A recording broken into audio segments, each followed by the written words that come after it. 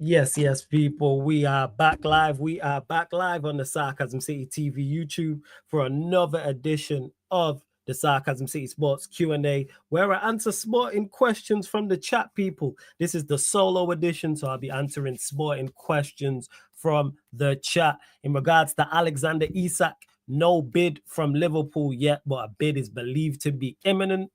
Donnarumma, he will be leaving PSG, it seems, with them signing, is it Chevalier? I always get his name wrong, Chevalier. So Donnarumma, but reports are stating that the clubs being used, that the clubs who are linked to him could just be a case of bumping his price up for other teams and him getting a bigger bag as well. So we'll be discussing Isak. We'll be discussing Donnarumma, of course, Garnacho to Chelsea as well. Reports have come out about that. And speaking about Manchester United, also, they have been, it seems that a bid for Sesko is imminent as well. So we'll be discussing that. But like I stated at the start of the stream, make sure you run up the likes first and foremost. I didn't state that at the start of the stream. What I said was get your questions in. So get your questions in, but make sure whether you're watching this live right now or watching this back after the live, you hit the like button on the video. When you enter the city of sarcasm, pay the tax, people. So I need you lot to run up the likes on the video.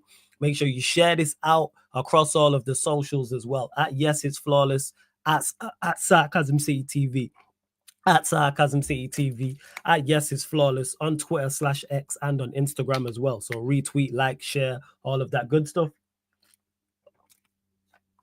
And just as important, make sure you hit that subscribe button. Make sure you hit the notification bell as well. People, road to 16,000 subscribers here on the Sarcasm City TV YouTube channel. And if you are a member of the channel, when it comes to Q&As, whether it's solo ones like this or the normal ones where I'm joined by my panelists, your question takes priority like a super chat. So if you're a member of the channel, I will start your question and I'll get to it. And of course, if you're kind enough to super chat, I'll get to your question as well, people. But big up Stephanie G, big up Kingsman, big up Cornmeal.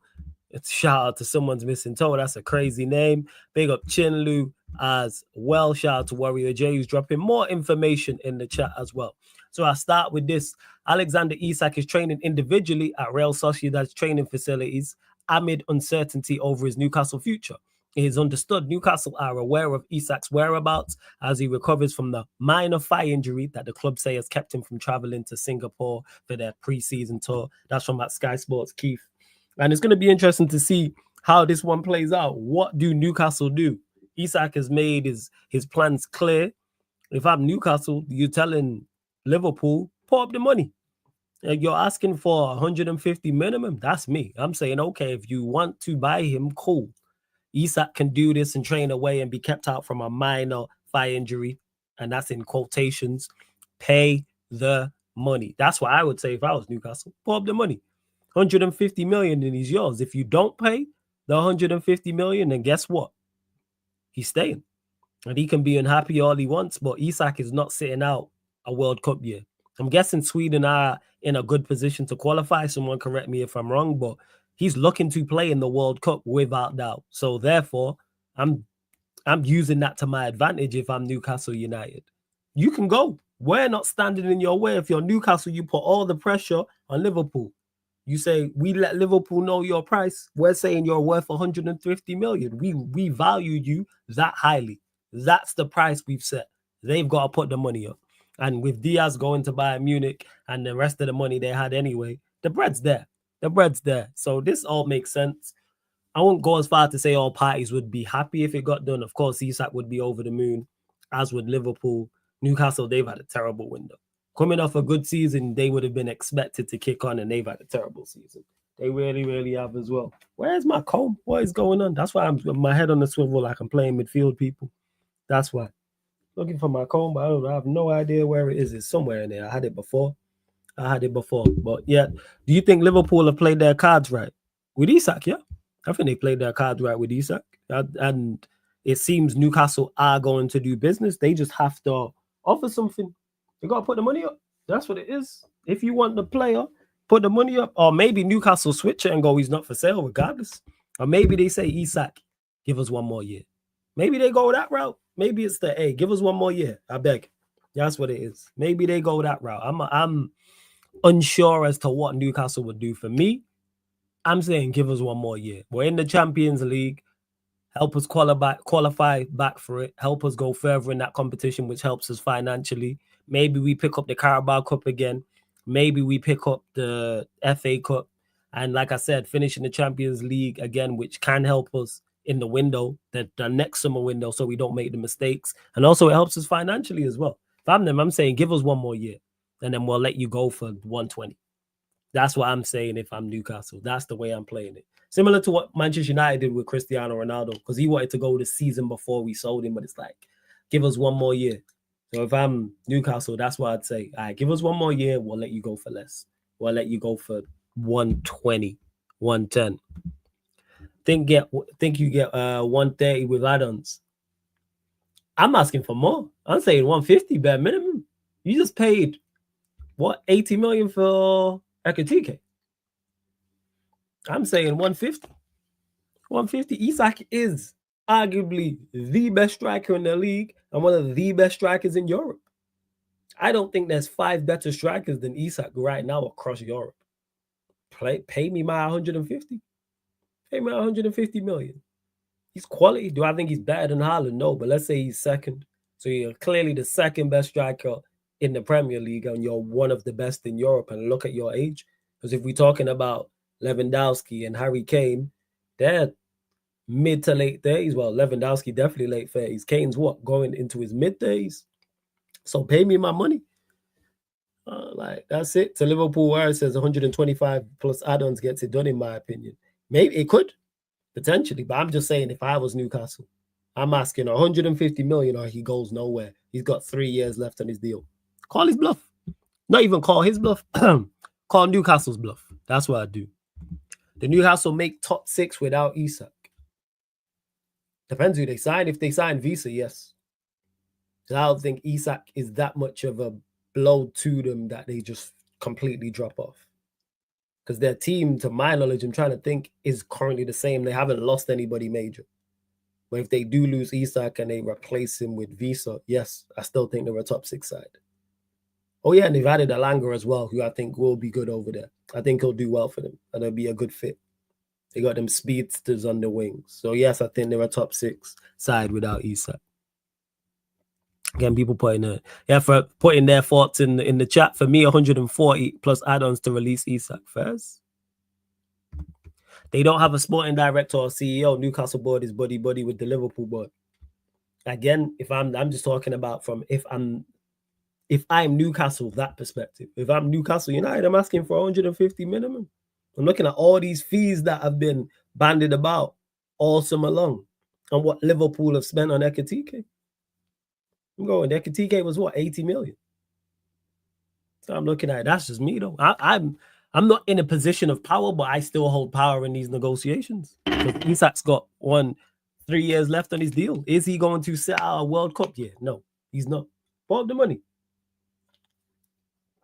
Second year in, that's where he'd struggle. If he had 2 years left on his deal, then you're in a more of a difficult situation. But it'd be interesting to see what Newcastle do. It really is.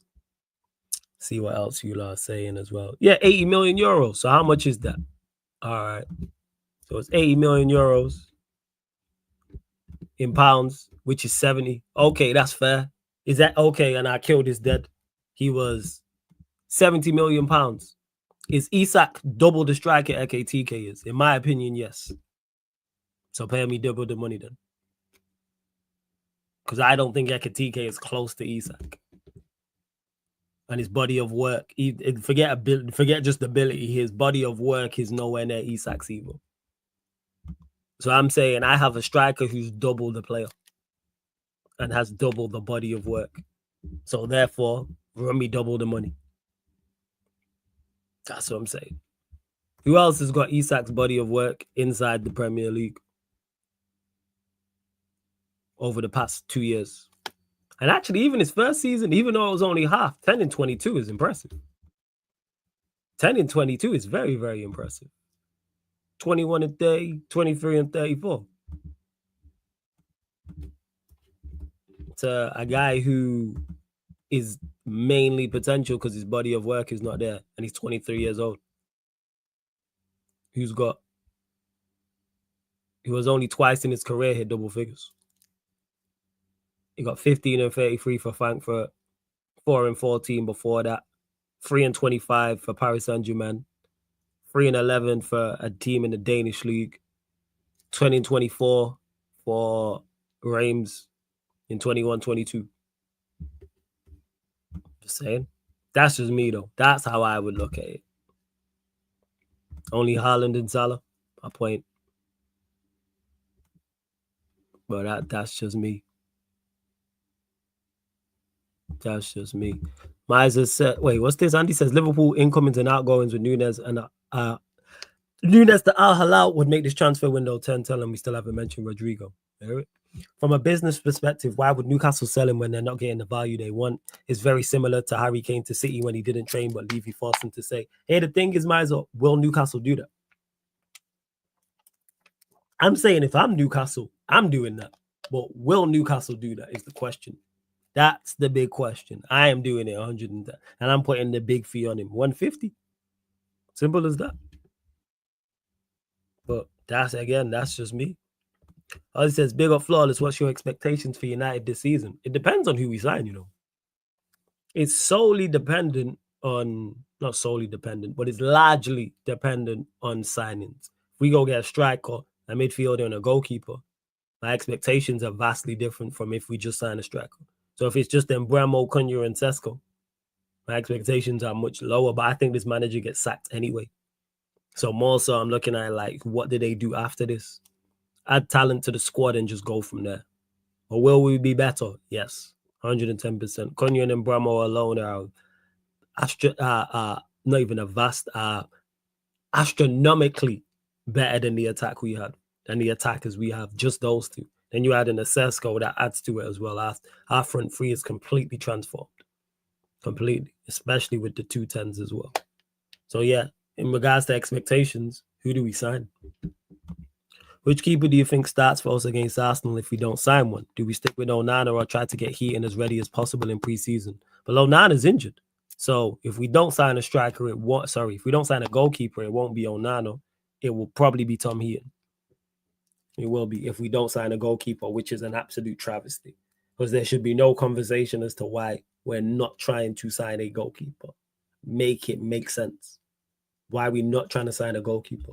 We clearly need a goalkeeper. Right.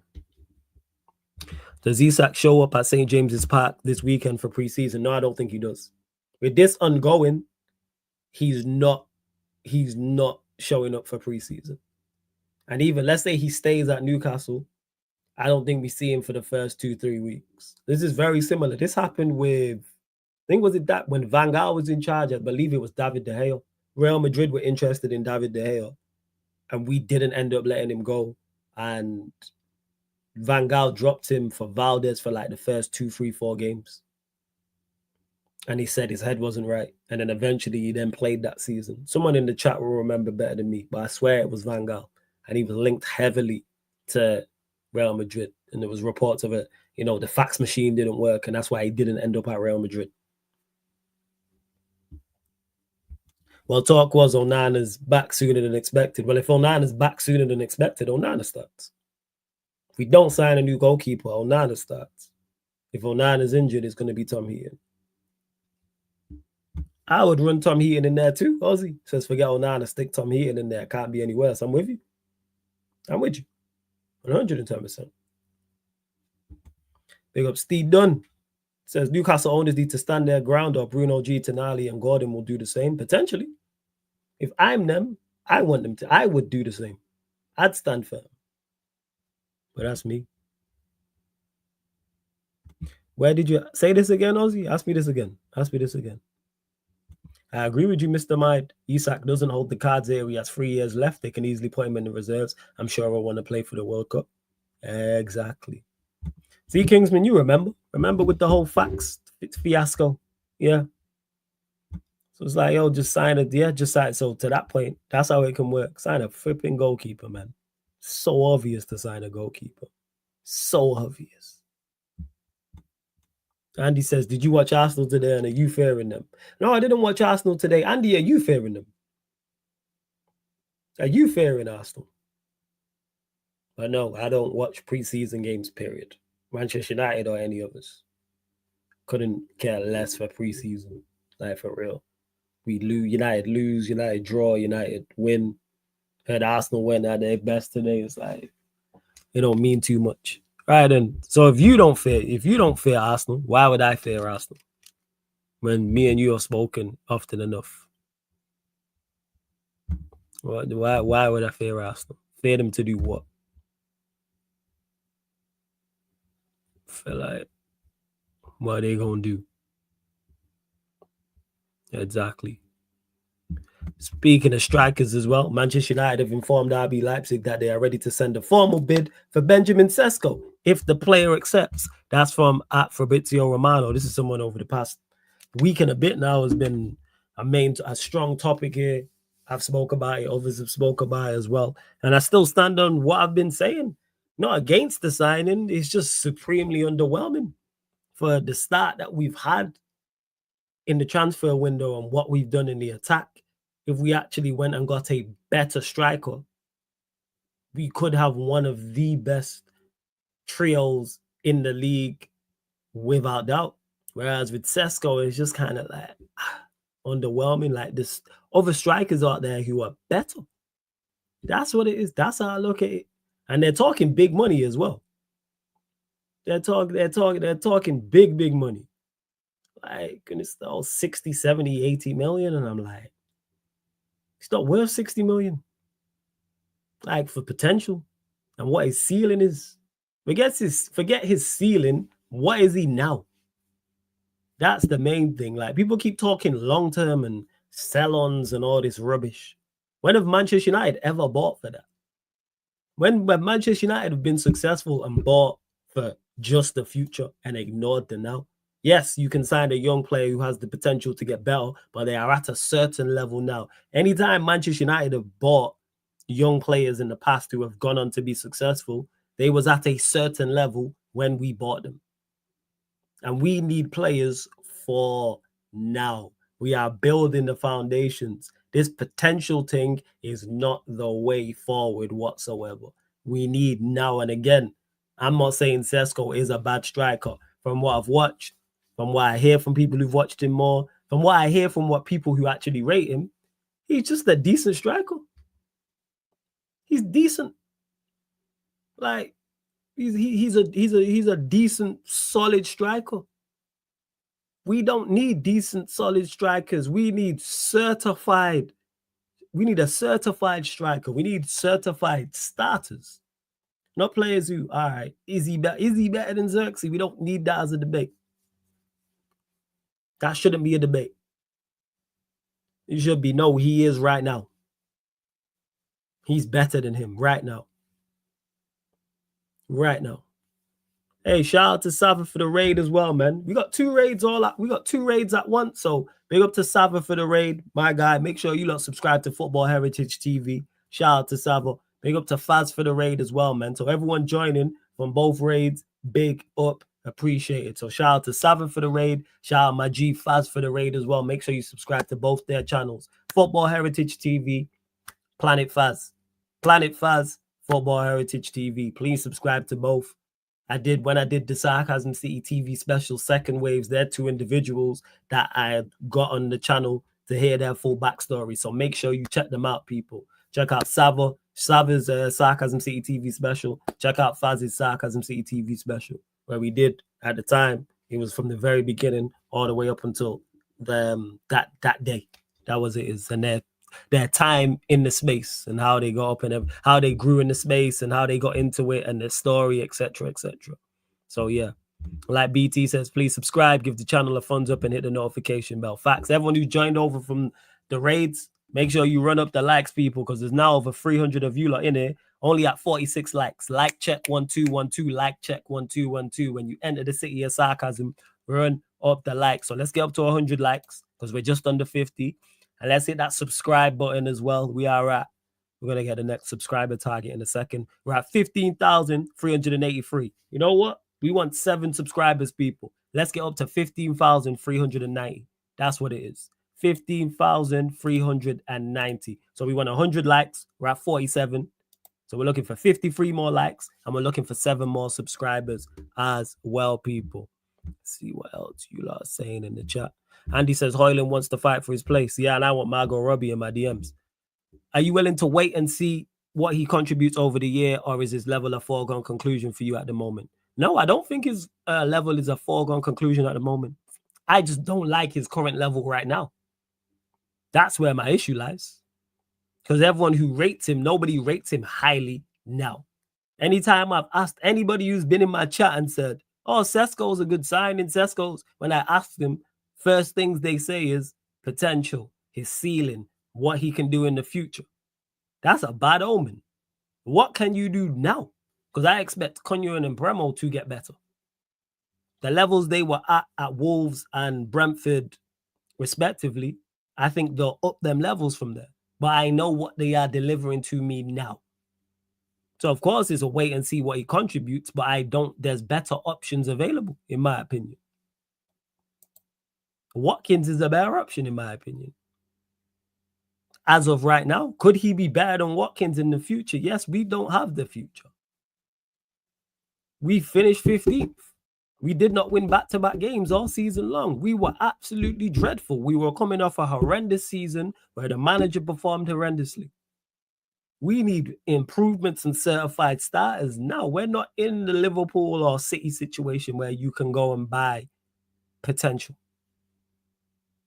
We're not. Liverpool can go buy Ekitike because of what they've done, the manager they have, and the talent they have in the squad and where they're at as an overall football club. When I've never seen a club do this before. When Chelsea were trying to break into winning leagues, they didn't go and buy potential. They went and bought for now. When Abramovich took over, they bought for now. When City was taken over by this group, City went and bought for now. They didn't buy potential. Go look at who they bought. They bought for now. Arsenal taking it all the way back to what's it called? Arsene Wenger.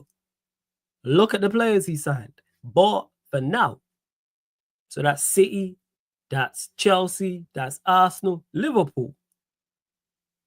When they had they're having a successful period, where was the potential? They bought for now at that time. Whether it worked out or not is a whole different conversation. But I'm saying the aim is to buy for now. And then once you reach the top, that's when you can buy potential. Manchester United, we bought for now in Fergie's era. Like there was players who were potential, but the vast majority was bought for now. I don't know, get this. Even the young players we signed, they was bought, even though they was going to get better, they was bought like, all right, you're going to be in the team. You're going to play a part, even if it's a big part. But you're of a quality now. This man is, how old Sesko? How old Sesko? He's 22. So he just turned 22 in May. So, yeah. To Shane who says Watkins would want big wage and big price. How would you know Watkins would want a big wage? Says who? Says who? And Sesko's also a big price. So what's the difference? If Sesko's a big price and Watkins is a big price, what's the difference? And who said Watkins wants a big wage? Where has that been reported? What's Watkins on now? Reportedly. Let's see. What's his weekly wage? Let's see. Let's have a look. So he's on 130K. All right. Okay. And see, this is what I'm saying, people. No talk about football. This is what worries me. Better market value. This is it. No talk about his footballing ability. This is why I don't like the signing. Because the people who say the things that are in the plus column, a lot of it's away from the actual on the field. And an old Kingsman, Sesko will probably cost more with what they're talking about. Yeah. Giuseppe says, is United a top 10 team in the league this season? Yes. With Mbeumo and Cunha, yes. Oh, Chinlu asked me, did I get bodied on there? Is there an embarrassing moment where I get bodied on the pitch? I know I gave the ball away a couple times, but did I get bodied on the pitch? Because you'll keep it real. Is there a point where I look real bad? Let me know. Please. I hope I'm not looking bad, man. I hope I'm not looking bad. I hope I'm not looking bad. I hope not. I hope not. I really, really don't. I really, really don't. He's 30. He's 29 actually. It will be his last big contract like Mount. Cool. So let's say we improve it and it's 200K a week. That means I didn't get bodied then, Chinlu. Because if I got bodied, you'd be like, all right, flawless. Yeah, this happened. All right, cool. For a couple moments, I was just like, yeah, this is levels, man. This is levels. So let's say we increase his weight, because reports already stated as well he would be willing to join us. So let's say we upped it and we pay him 200K a week. We're already in the green because of the contracts we've let go. Rashford left for big money. We let Johnny Evans, Eriksson, Rashford, Johnny Evans, Eriksson, and Lindelof. That is...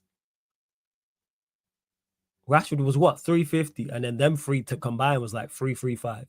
So actually, let me check this. Let me do my due diligence, people. Do my due diligence. I'll do my due diligence. But thank God I didn't get. So you're talking 700. You're talking just under 700K. You know what I'm saying? So you're talking 700. So you're talking 700K we've let go. So we've ate into that with Mbeumo and Cunha. So we still got, let's say, 400, 300, 400. Let's say Watkins is 200K a week. I think that's money well spent. So I don't think that's big wages. I think 200K a week is probably fair. And I think you could get him for less than that. I think you could get him for 180, to be honest. Because he wants to join Manchester United. But let's say it's 180, 200. For your first choice, number 9, I think that's a fair amount, to be honest. That's a fair amount. But that's just me. Yeah, I didn't get bodied. Jake says Sesko's gonna outscore Gyökeres without a doubt. Who do you support, Jake? Are you a Manchester United fan? Are you a Manchester United fan? Yeah. Wait, who said? I really said he was gonna.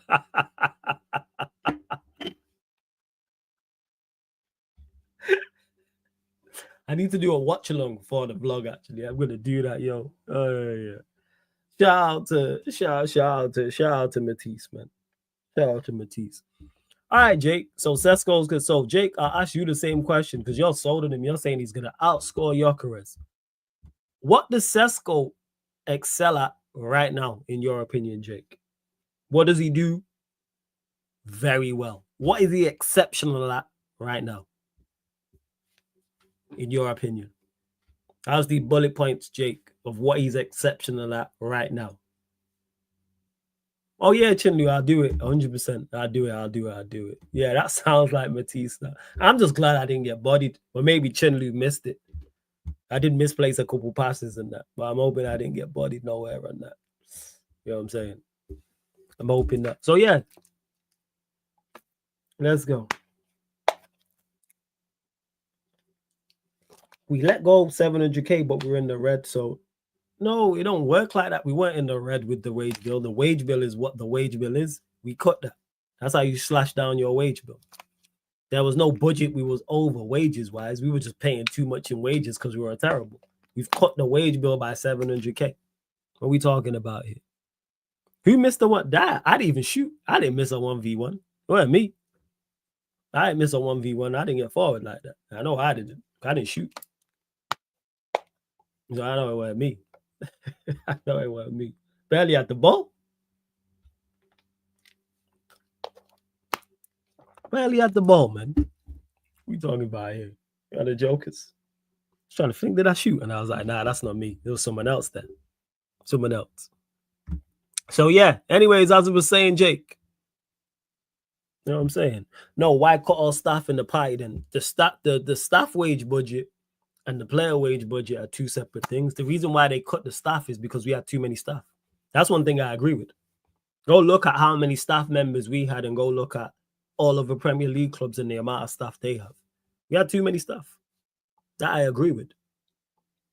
Don't need that. You don't need that many staff. Why have we got double or over double the amount of staff than everybody else? When they showed it on the bar, there was the bar chart.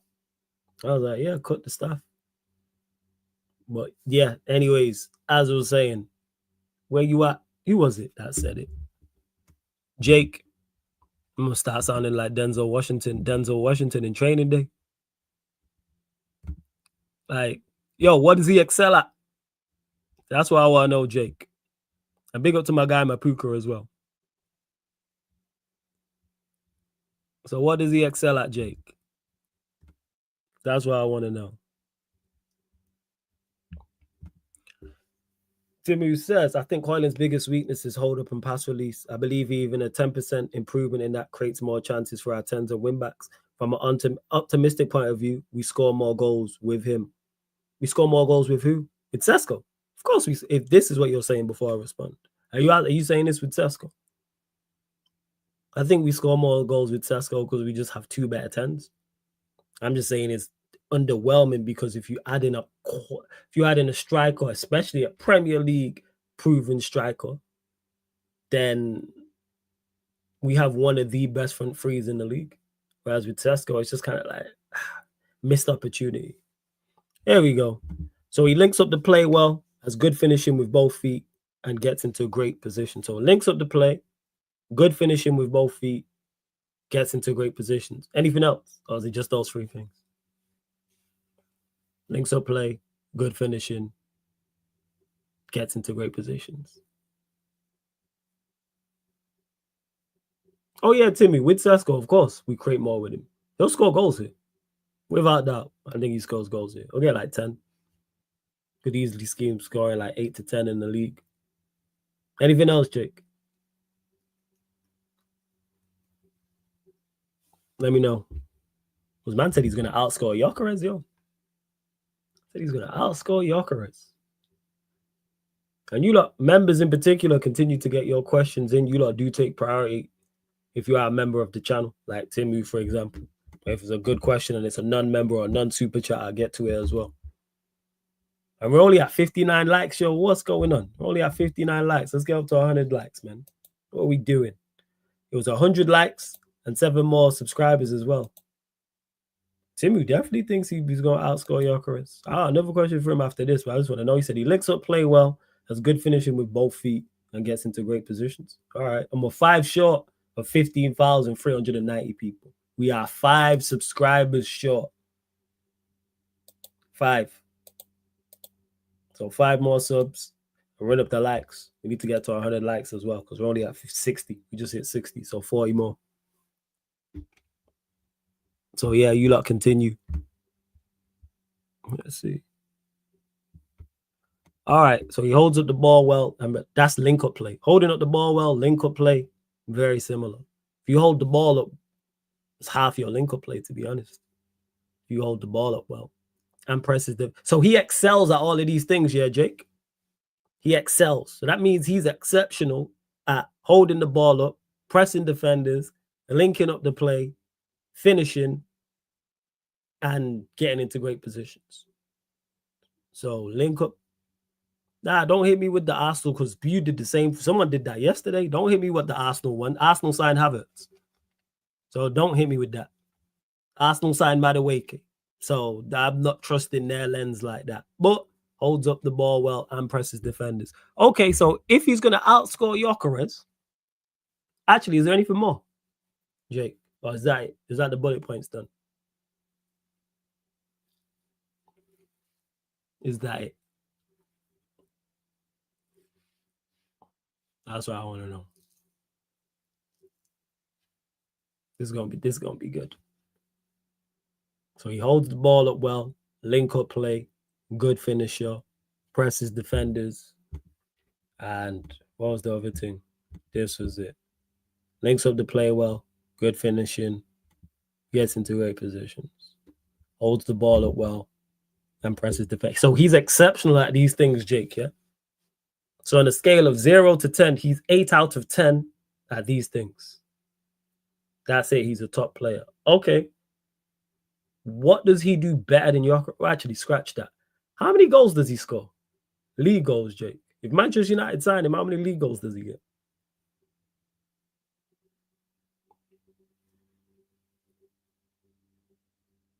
That's what I want to know. How many league goals does he get? Because you said he's going to outscore Gyökeres. So how many league goals will he get? Yeah, man, that's why I dispelled that myth about Arsenal wanted him. Because if man start using Madueke and Havertz, and there's a whole different conversation. So he gets 17. So how many league goals does Gyökeres get then?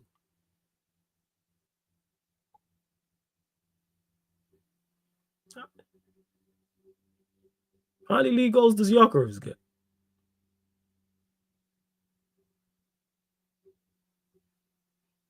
Let me know. So he outscores him by 2. So if he's exceptional at all these things, why is he only getting 17 goals? If he's exceptional, why is he only getting 17 league goals?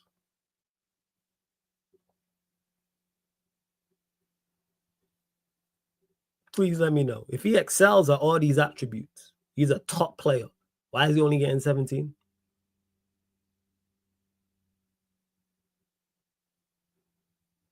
That's low. That's underachieving for someone who's exceptional at all these things. Man's a great finisher, both feet, links up the play well, holds the ball up. So why is he only getting 17 league goals?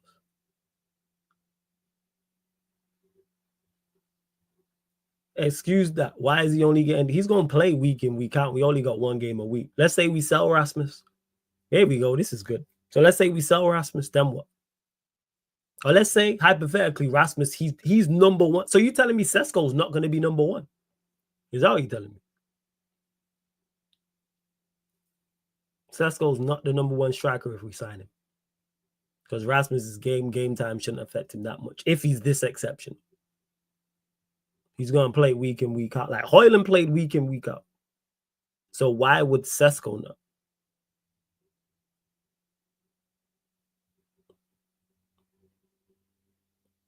Why would he not?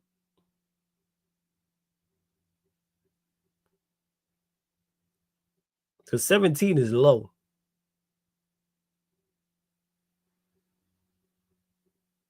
Look at his passing stats. It's awful. He has 10% passes complete. Well, he's in 10%. Damn. So we can remove the passing then. If his passing stats are that bad, he can't be a great passer of the ball, which means his link-up play isn't great either. So that's dismissed then. His link-up play is not good if his passing stats are that low. So that's low.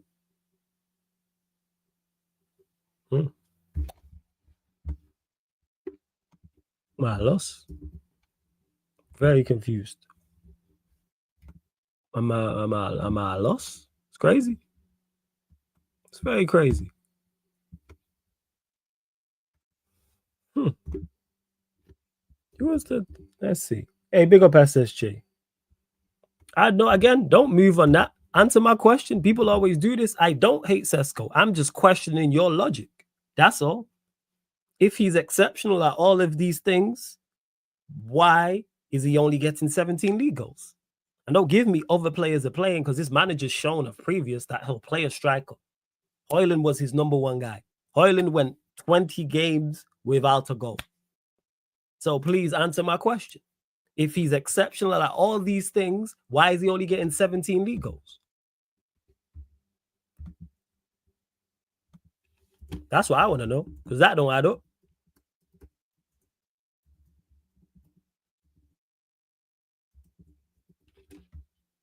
That don't add up. My loss. My huge loss.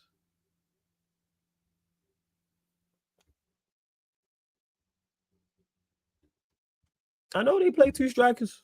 What's that got to do with it? Like, Shane, what does that have to do with what I'm saying?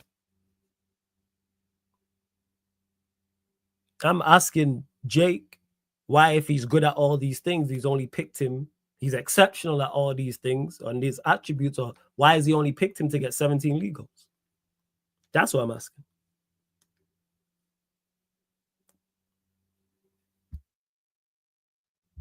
Again, who said the goals weren't shared? Man ain't even paying attention to the conversation. Jake said he's going to get 17 league goals if he joins here. So I'm saying, why is he only getting 17? If he's good at all of these things. If I think a striker is exceptional, I'm picking him to score more than 17 league goals. If United were to sign Isak, because I rate him that highly, I'd pick him to score more goals than 7. I'd pick him to score more than 17. Arsenal fans rate Gyökeres. They're picking him to score more than 17 league goals. It don't add up is what I'm trying to understand the logic behind it because it don't make sense to me. 17 league goals. That's why I don't get. That's what I'm at. That's where I'm at. I lost. 17.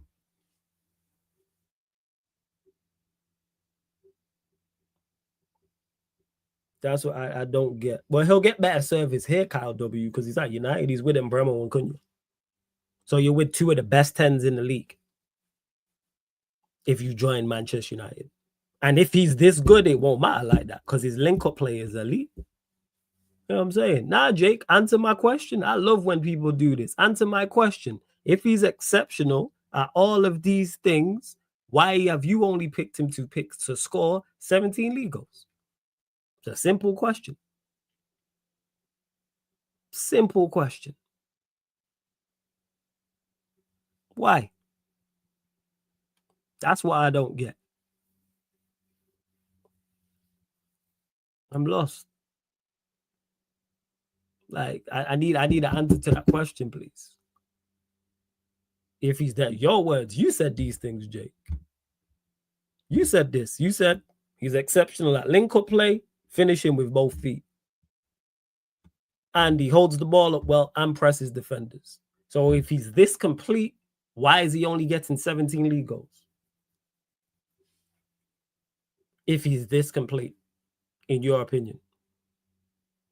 Because 17 is underachievement for someone with all those attributes.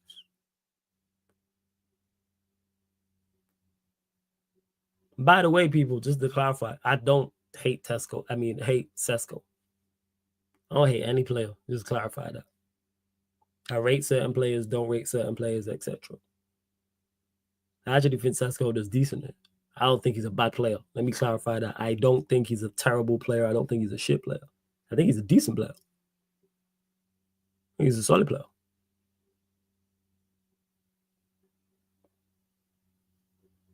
Today, notice how the comments have slowed down. I just need an answer to the question. If he's exceptional at all of these things, why is he only getting 17 league goals for Manchester United if he joins?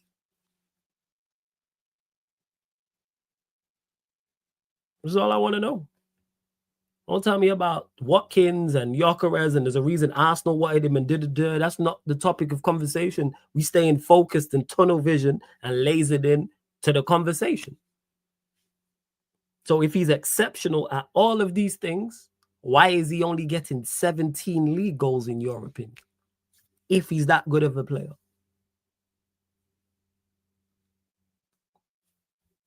To be fair, if I were to pick any top 5 Bundesliga striker, it would have been Jonathan. I mean, someone's mentioning Bergtard. We were linked to him. I don't know what happened there first.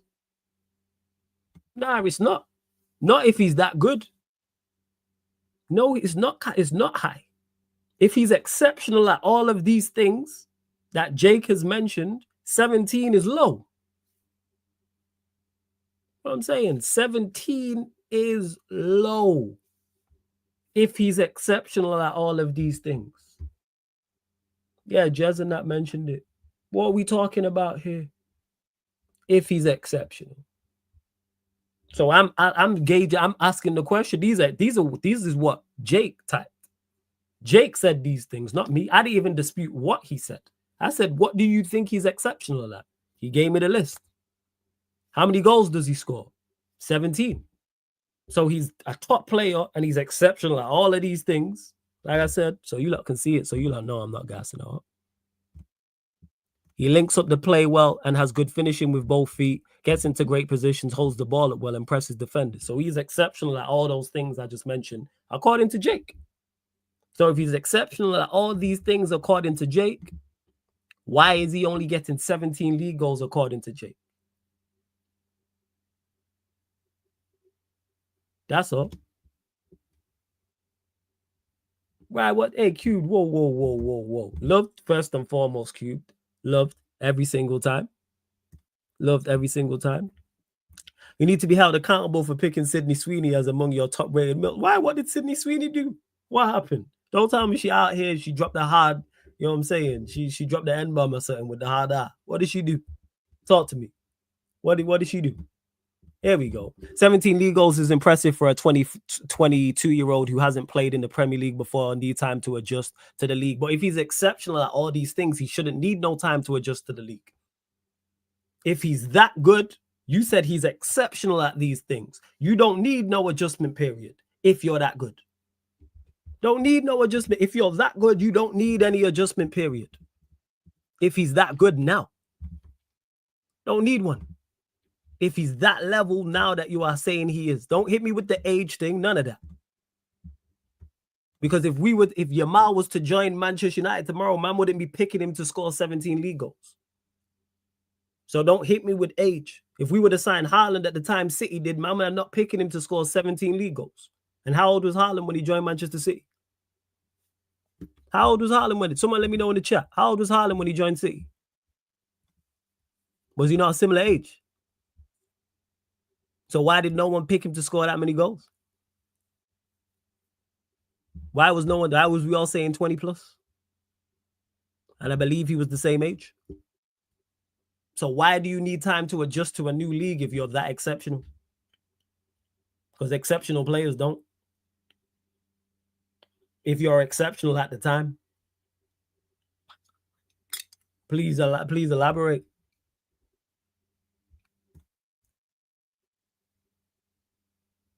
Why? What did she do, Cubed? Tell me. What did she do? You gotta tell me. What did she do? Is Cheeto Obi exceptional? Yeah, phenomenal player, man. Next to Messi. Again, no, Jake. Answer my question. Why does he need time to adapt to the league if he's exceptional at all of these things? You said he's a top player. So why does he need time to adapt to the league if he's a top player? Your words. That's what I want to know. I'll just keep asking the questions. So I'm cool. I got time. So I'm cool with it. So I'll just keep asking the questions. If he's an exceptional player and a top player and is exceptional at all of these things, why does he need time to adapt?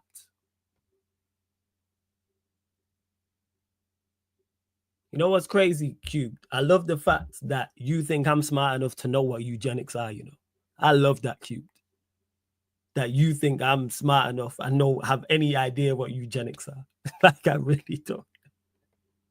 I don't. But I love the fact you think I'm smart enough to know what this means. But nothing but love for you, Cube. Yeah, you laugh. Mom said eugenics coded. Hey, elaborate me, man. I mean, educate me. I'm asking to be educated. I beg. You lot might be watching me like, yo, this guy's so dumb. I don't know what it means. Whoa. Is that what she's on? All right, cool. I need to do my research. I got to drop her out if that's the case, if she's on that. But yes, back to it, Jake. If he's exceptional and a top player, why does he need time to adapt? Don't hit me with age. Don't hit me with age. You're saying he's a top player and he's exceptional at all these things, so he should be calm and basically hit the ground running. It is. No, answer my question. Forget what is better than, because our strikers have been rubbish. Why is he only getting 17 league goals? Why does he need time to adapt if he's that good, in your opinion? Let me just keep asking the question. Stop moving the goalposts. We don't do that here. Tunnel vision, focused. If he's exceptional, he's a top player. Why does he need time to adapt if his attributes are exceptional and are that good? Or is it that he's not that good yet? In your opinion? I'm asking. I'm asking. Making sure my elbows were ashy. We good. We good. Let me know. I'm talking about who he's better than and who signed him and what's going on here, exceptional, etc., etc.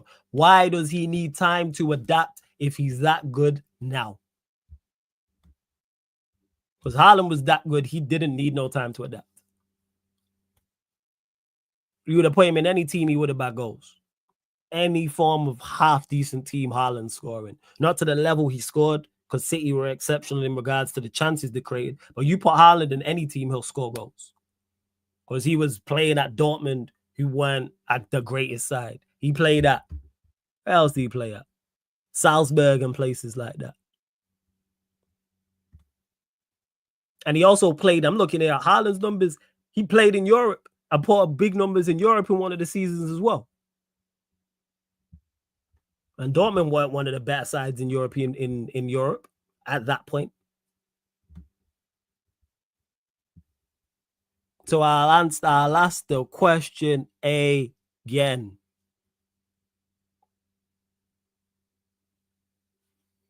I'll ask the question. Hey, don't blame me, man. She's fine. Don't do that, cute. You know what I'm saying? She is fine. She's fine. Sesko had 13 goals last season in the Bundesliga. Will he have even less time and space in the Prem? That's a fair point. So that's what I don't get. How is he got all these attributes and he's a top player, but he's only getting 17 league goals and he needs time to adapt? Why do you need time to adapt if you're that good? That's all. That's what's confusing to me. I've not even disputed him being good or not. That's not what I'm disputing here. I'm just confused that he has all these attributes he's fantastic at, he's great at, but then he's only going to score 17 league goals here. Bear in mind, Watkins got 16 last season. Bear in mind, Visa got 19 last season. Chris Wood got 20. Strand Larsen got 14. So he's exceptional, but he's only going to score 3 more goals than Strand Larsen, who was at Wolves.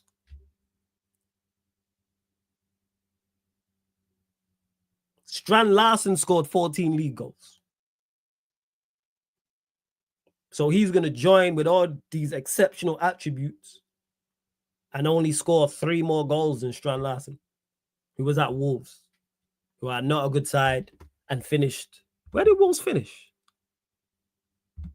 What I'm saying. Where did Wolves finish? In the league. I don't even know. 1 second. I'm just pulling it up now. Yeah, Wolves finished 16th. Wolves finished 16th. So he's only going to score 3 more goals than them. He needs time to adapt to hit 25 goals. No one said anything about the number he's going to hit because we don't create chances. But if he's that good, not only will he create for others, he'll create for himself, so he should be fine. And bear in mind, he now has Cunha and Mbeumo with him too. So with Cunha and Mbeumo, and with all these outstanding attributes he has, why can he not create more for himself? You said his link-up play is exceptional. His position, what was it? His position, if he, like, 1 second. Here we go. He gets into great positions. Why does he need others to create for him then? If he links the play up well, holds the ball up well, and gets into great positions, and he's with 2 of the better attackers in the league. So he's saying Mbeumo and Cunha won't create for him. This is what we're saying. This is what I'm asking. Is Cunha and Mbeumo not going to create for him? And if he's got all these attributes, why can he not create for himself? No, Jake. Answer my questions. But we're not bypassing that. We staying on this. You know what I'm saying? Don't answer a question with a question. You know what I'm saying? Man always want to do that. No. Answer my question. Answer any question you have. So We're saying we don't create chances. So you saying that Cunha and Bremo won't create enough chances for him, and he can't create enough for himself to only get 3 more goals than Strand Larsen.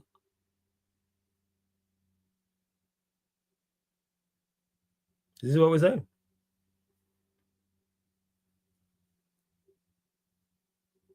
This is it. This is what we're on.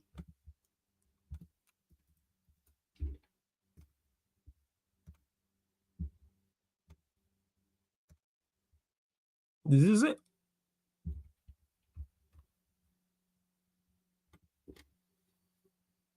What are you saying about Emi Martinez to United links? They've slowed down. We're not going to get him no more, but I would have took him. 100%. I would have took him.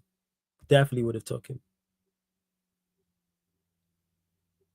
Thank you, Cube. See that? You get some comments, good comments out here. You look good in white flawless. Almost looks like Lily White. I appreciate it, Cube. You know what I'm saying? Appreciate it. I try. It's great to get compliments. I know it's like 99% men watching, so the 1% of females that watch, I get compliments from them. I appreciate it. Cube, you're a real one. Thank you.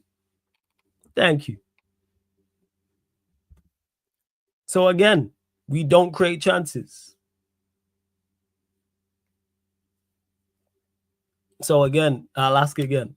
Now, this is the not last season's kit, the season before. Was this last season or the season before? One out of the two. It's either a year old or 2 years old, this United kit. It's not the United kit for next season. So I'll ask the question again, because we don't, so it's the team's fault. So if he's exceptional at all these things, why can he not create? 2 questions, Jake. Can he not create enough for himself? And will Cunha and Bremo not create for him? All right, well, wait. You not get any other questions in as well, people. You don't have to be stuck on this topic. You not got any other questions, feel free to get them in. I'm just trying to understand the logic behind it. And everyone, make sure you go check out Troops Ballers vlogs as well. I'm involved in it. I'm there. Hopefully, I didn't put none of my, too bad of my footage in the thing. So I think I'm all right. Cause I've got no at saying, oh, you got bodied or anything like that. So all right, cool. Whew. I made it, man. I'm saying, praise the universe, man. Praise the universe. So that's it. Yo, Jake, where you at, man? Making me shout Jake like I'm in training day. Everyone should have seen Training Day. Absolutely top quality film, man. You're not seeing Training Day, something's wrong with you. So I'm asking the question. We don't create enough chances is why he won't score more than 17. So does he not create enough for himself, and will Bremo and Cunha not create for him? Troops, they settles up. It weren't even Troops, they settles up. Yeah, back again is tomorrow. Hey, Cube Love. I'm out flawless from my brother from another. Just get over Sydney and you're good. Love Cubed every single time. Every single time.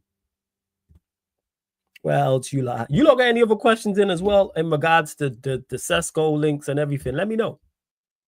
To Kyle W as well. Because people have joined the conversation, not knowing what's going on from the start. I just want to know. Here's a Q&A, this is our answers. Okay, we haven't seen Cunha and Bremo create in the United shirt. 17 for his season is good when we have a big squad. So do you believe Cunha and Bremo create for Manchester United? Do you believe they create? Do you think they're good signings? Now we getting somewhere.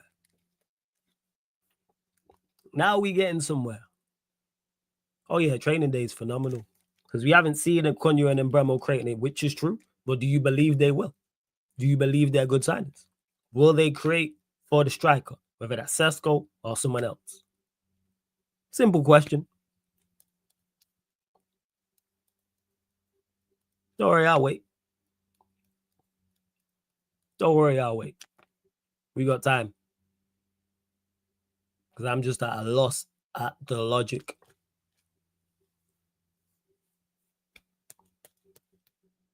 That's all. And also as well, Jake, how often did you watch Leipzig? That's another question. So it's 2 questions in one. How often did you watch Leipzig last season? Firstly. And secondly, do you believe Mbeumo and Cunha will create for the striker?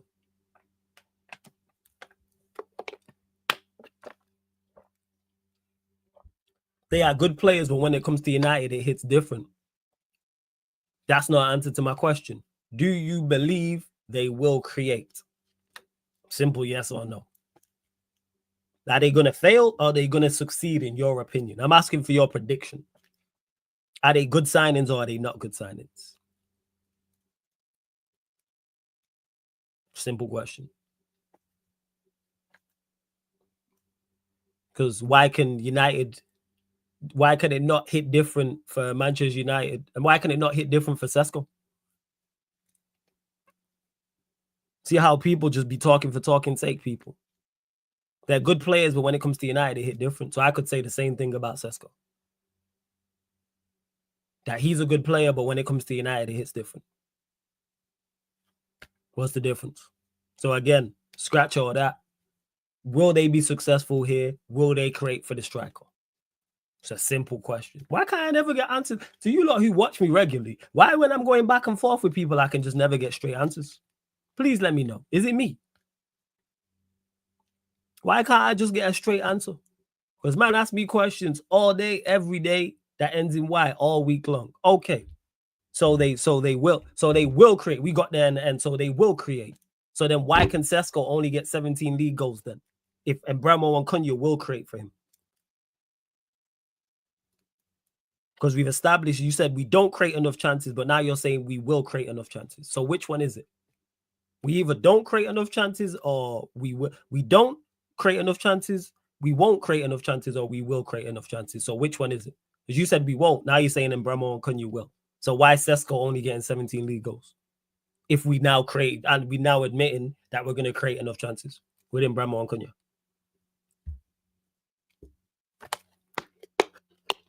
Please let me know.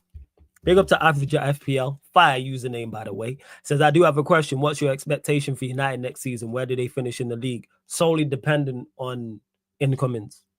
So let's say it's just, again, I'll get to that in a second. I'm not acting like 17 league goals is shit. I never said that.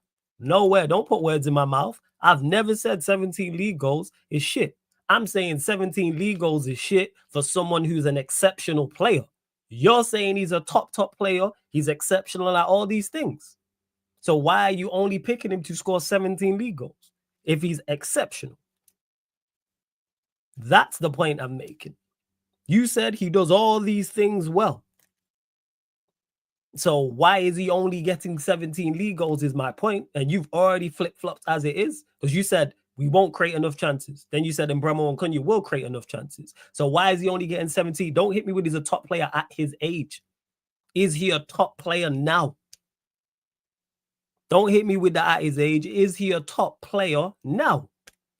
See how I might move goalposts and add words and take away words and stuff like that.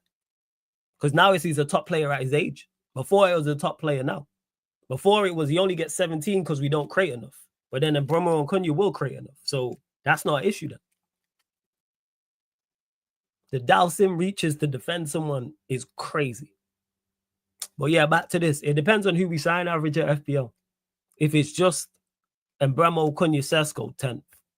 If we actually go get a midfielder of quality and get a goalkeeper of quality, top 7. That's what I'd say. Outside of Amorim, as the squad stands, which position signings do you feel we still need to improve? Spine of the team. Spine of the team. Goalkeeper, midfield, striker. We needed the 2 10s. We got that. Really should have sold Bruno, but we move. So that's what it is. Do you think Amorim can get the best out of some of these players? No. I think he's dreadful. No. I think the players are going to carry him just because of their individual quality, if they have individual quality. So, and Ahmad, Cunha, and Mbeumo, etc., etc. So that's what it is. So why is he only, so Jake, back to the original question, why is he only getting 17 league goals? Because we've established he'll get enough chances. So why is he only getting 17? He's gonna play, he'll get enough chances. Why is he only getting 17 league goals if he's exceptional at all of these things? Because we've established now that you was lying when you said we don't create enough chances because Konyo and Bremo will. So the chances is not a problem. So first you said Højlund will get game time, which is of previous evidence is inaccurate because Højlund got all the game time. So if it's his number one striker, he's going to play him week in, week out. Then you said we don't create enough chances, but then Konyo and Bremo will create enough chances. So it's not the chances. So why is he only getting 17 league goals? That's it. So you've had 2 that you've missed. So yeah. Do you think Ahmad should play right wing back in this system? Yes. You know what I'm saying? Yes. 17 league goals is my prediction. He might hit more. Correct. That's why I asked you your prediction. So I'm asking you, if he's exceptional at all of these things, why is he only getting 17 league goals?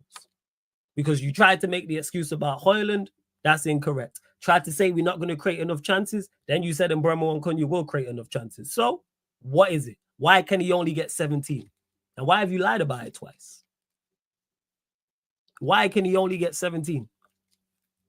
If he's exceptional at all these things, your words. Your words. You said this.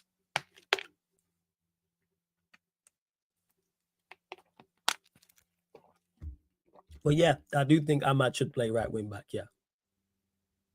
I do. Oh. See what else. If you can only improve one position in the team, which would that be?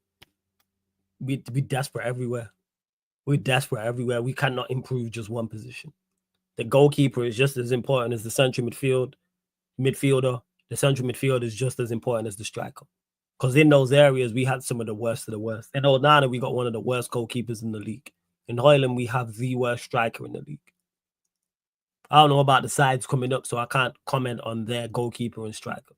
But if we eliminate the sides who got promoted, Højlund's the worst striker in the league. Onana's the worst goalkeeper in the league. So we have in 2 positions, in 2 positions, we have the worst players in the league. And then in central midfield, I think when it comes to, we have probably bottom 3 options when it comes to midfield in regards to profile. And we don't have a midfielder who, we don't have a dictator. We don't have a tempo cell in midfield. We don't have a dictator. We don't have a tempo setter. We don't have someone who's press resistant and can spin man. We don't have someone who can carry the ball either like that. Like Maino can do well in there, but that's not Maino's game. So that's why each of those positions, because we are in a those standards in those 3 positions are diabolical. Diabolical.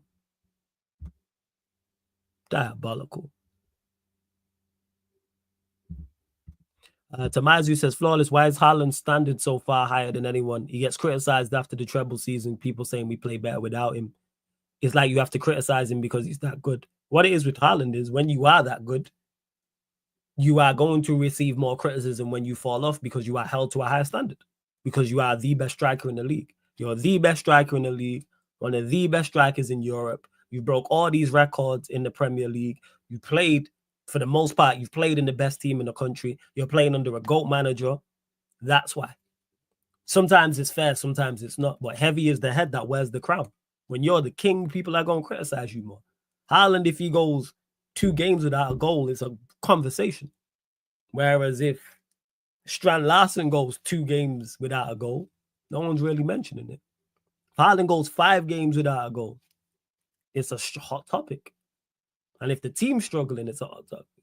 If Strand Larsen don't play for Wolves and they go on a run and win 3 games, there's no conversation about are Wolves better without him. Simply because it's Haaland, that's why. Simply because it's Haaland.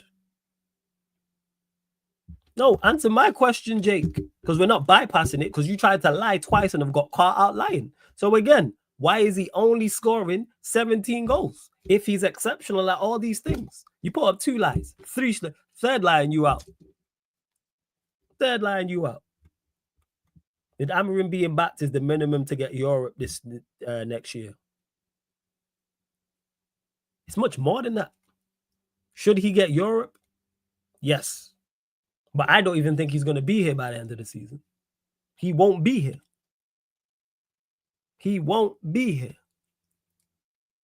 And 1974 says, what number would be exceptional for a 22-year-old? People are missing the point because they've joined the conversation. Nowhere did I say it's an exceptional number or it's not an exceptional number. So to clarify for everyone, Jake said he's a top player, he's this and he's that. So I said, what is he exceptional at? Jake listed off things that he's exceptional at. I've got it right here so you lot can see it on the screen. He said he's exceptional at linking up the play, good finisher with both feet, getting into great position, holds up the ball well, and presses defenders. I didn't dispute any of these things, by the way. I'm not saying he's good or bad or whatever, any of these things. I'm just trying to gauge where people's mindset is with it. So then I say, how many goals is he going to score? He said 17. So how is he exceptional at all of these things and he's only getting 17 league goals? Then the first thing he said was, after eventually we got there, was, oh, Højlund's going to get game time. Well, if we look off last season, this manager played Højlund, who was his first choice striker, 20 plus games and he didn't score. So he's going to get of previous evidence, he's going to get the large proportion of the games. So that's a myth because we're not signing Sesko to bench him. So that's a myth. Then he said, we won't create enough chances. So then I said, are we saying that Bremo and Cunha are not going to create chances for him? And then we went round the houses and back, and then we established, well, you didn't establish, Jake said, yeah, he will create chances for him. So it's not a lack of chances then. So this is why I'm continuing to ask these questions.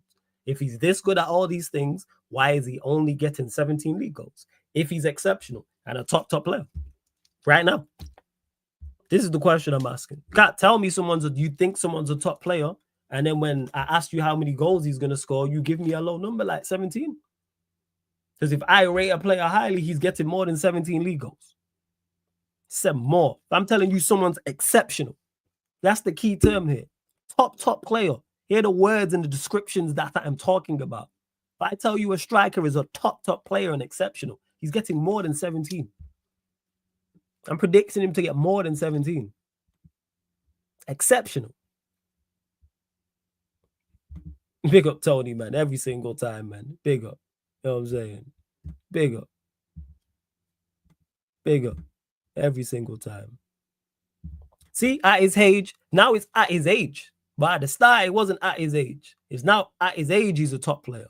Is he a top player now, Jake? Is he a top player now? That's what I want to know. And again, if he's a top player now, why is he only getting 17 goals?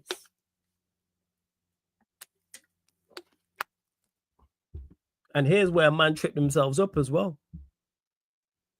Here's where man tripped themselves up. 17 for United is a good for his first season, and 17 is my prediction. 17 is good. There's a distinct difference between good and exceptional. Good and exceptional don't mean the same things. I know some people in the chat, English is not your first language. That's cool. So I just clarify this. Good and exceptional is not the same thing. So how are you exceptional and a top player, but your output is just good? So I'll elaborate that again. I know 17 is your prediction. I'm not disputing your prediction. I'm asking why it's so low. And you've lied about it twice. So I'm asking you again. Why is your prediction so low if he's exceptional at all of these things? So 17 would be good. No one said it's not. Nowhere have I said 17 is a bad return. Just to clarify that, because man tried to say that. 17 is a good return. Nowhere did I say it's not a good return. Just to kill that dead. So that's killed dead. 17 would be a good return for him, yes. If he got 17 league goals. So you're saying he's exceptional. So why are we not getting exceptional results? 17, in your words, is good. I agree. But he's exceptional according to you. He's a top player according to you. So why is he only getting 17 league goals? Like I said, you've lied about it twice, so I'm just waiting the third lie. 3 strikes and you out. So I'm going to just keep asking. I'm just keep asking. Because I got time. It's only 2 a.m. I got time. So please let me know. Because I'm waiting the third lie. Because you tried twice now. So let's just be honest. I just want to hear the reasoning why. Please let me know. And again, let me just state this. 17 would be a good return for him, yes. This man keeps saying this like I'm not. Like I would be bad. I would bash getting 17 league goals. That'd be a good return. And I don't think he's a bad player. And I don't think he's a shit player. I have to state this again.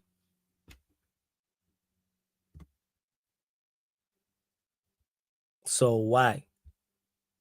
We only have Prem League. Rasmus will get game time. I disagree. I don't think Rasmus gets game time like that. You reckon Sesko's on the bench for him, and if he's firing like this, he'd be calm. So I keep asking it again. To Mark, who says, are you referring to Rasmus or Sesko? We're talking about Sesko. And another thing as well, Watkins was never on my list. Just to dispel that myth as well. Watkins was never on my list until we got linked to him and was looking at him. And these live streams are recorded. You can go check back. Watkins was never on my list. Ever. Until it was between these two. And I was like, yeah, these two go for Watkins. So I'll ask the question again, Jake. Why is he only getting a good return if he's an exceptional player?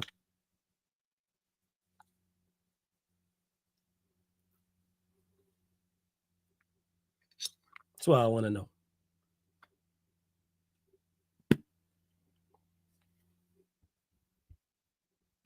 And you know, I see a few other people trying to get involved as well. You don't get your questions in. It don't have to be on the Sesko stuff.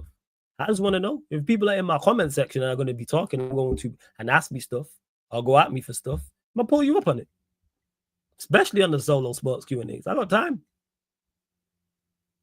Because I'm lost how someone can be exceptional, but you predict their numbers to just be good.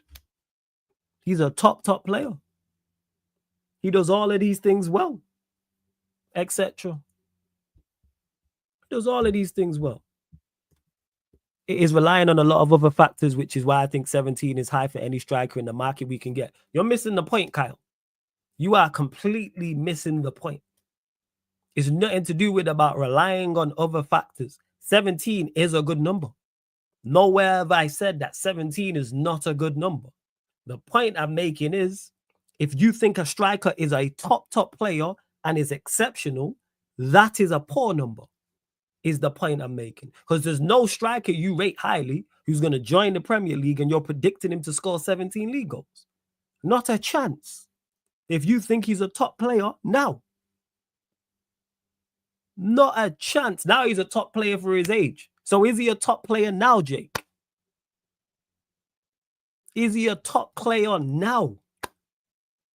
Because before it was he's a top player. Now it's he's a top player for his age. I'm seeing a lot of goalposts moving and a lot of excuses now. So is he a top player now? He's either a top player for his age or he's a top player overall. What are we talking about here? What are we talking about? So he's a top player now. So stop using the age thing then. I don't want to hear you mention the age.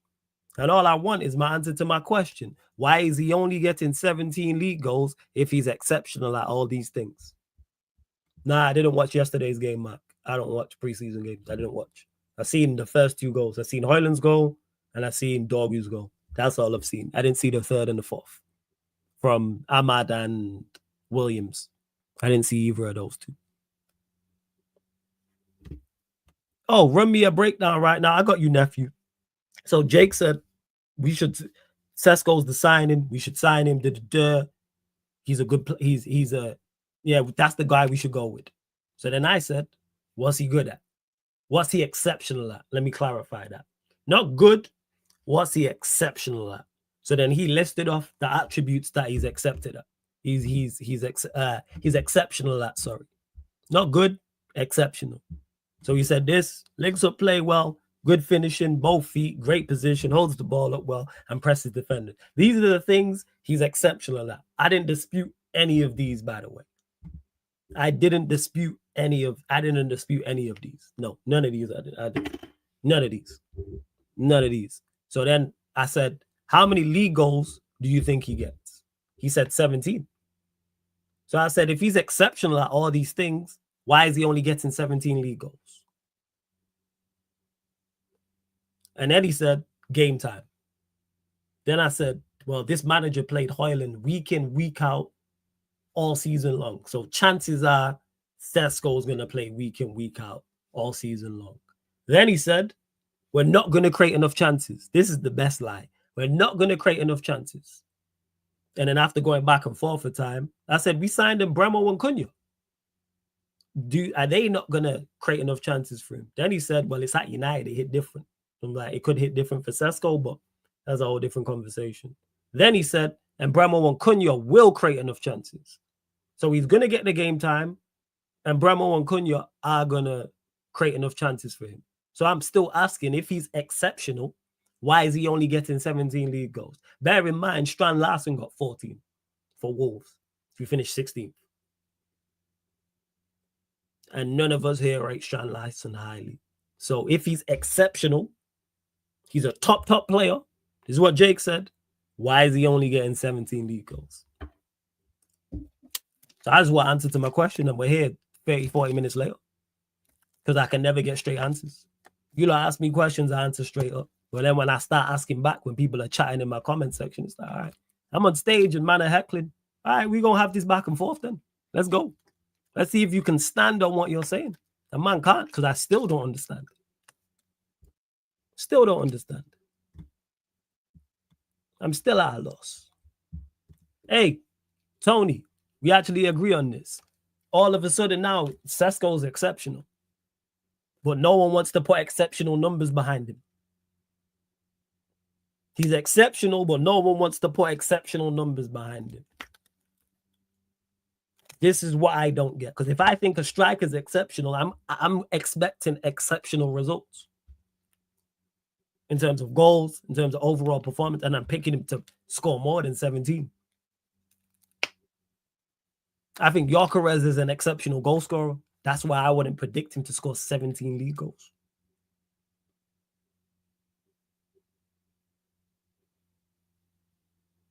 If you're exceptional.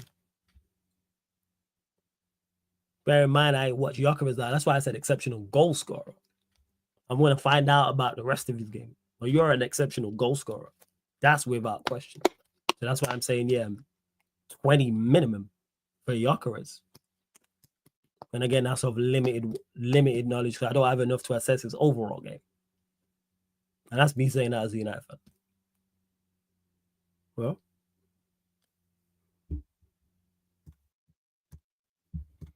how many goals does an exceptional striker get versus world class, in your opinion?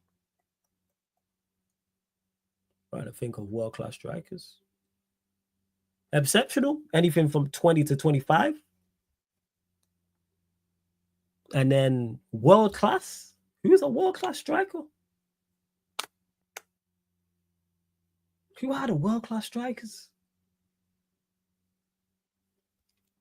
Who are the world class strikers? Jake, I need an answer to my question, my guy. Don't worry about whether I rate Sesko or not.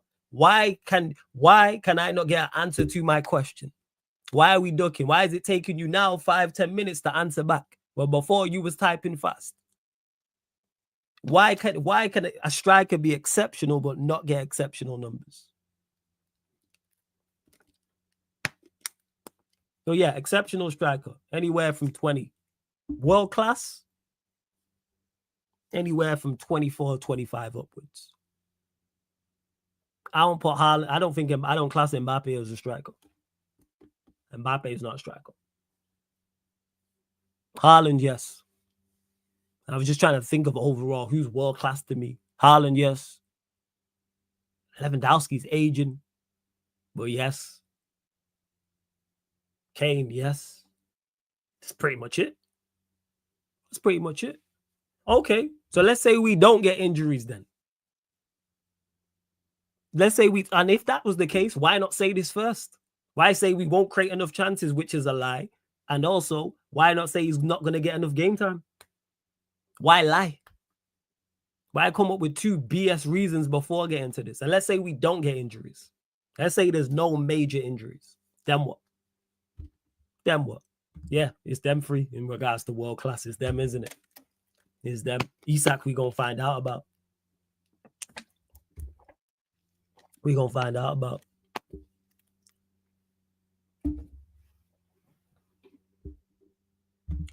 Cristiano Ronaldo.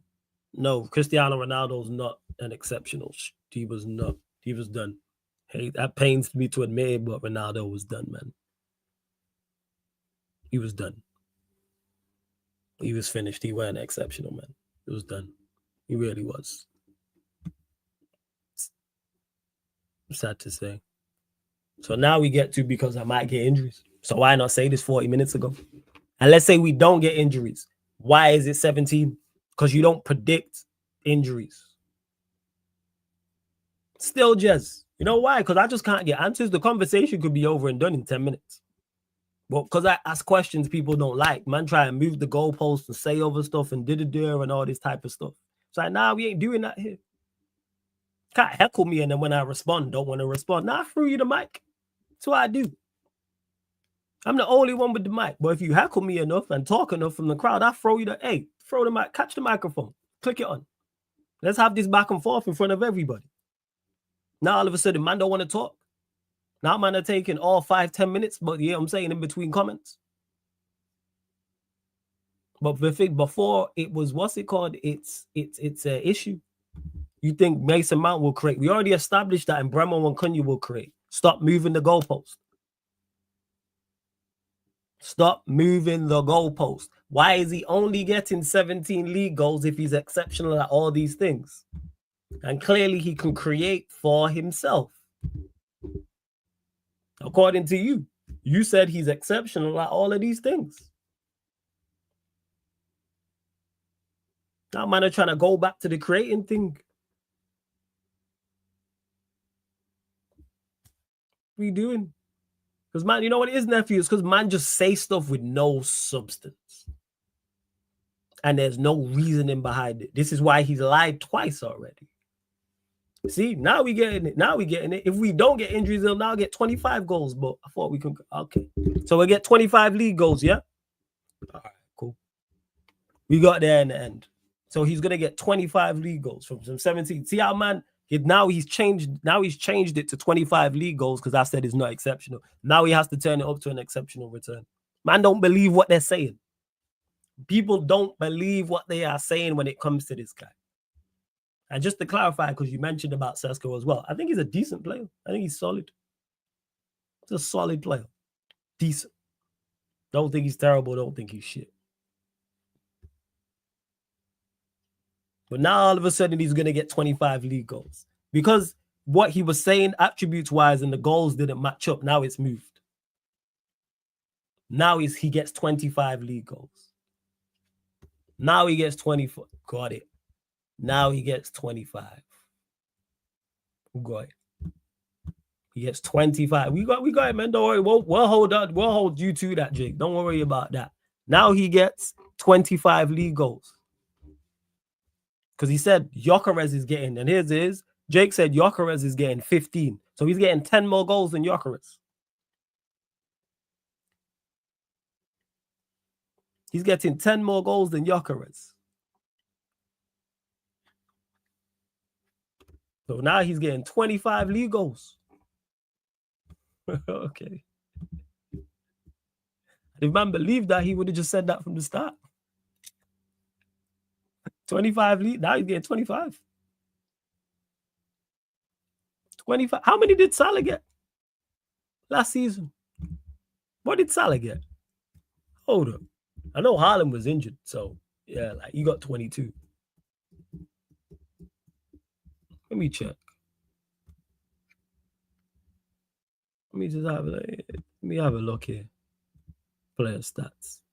Well, Salah got 29, Isak got 23, Haaland got 22, Wood got 20, and Bremo got 20, Visa got 19, Watkins 16, Cunha 15, Palmer 15, Strand Larsen 14. So Jake, he's getting 10 more goals because he said earlier people, no. We're going to come back to it when the season ends, don't worry. But he's getting 10 more goals than Gyökeres, yeah? But you said Gyökeres is getting 15, Jake. So he's getting 10 more goals.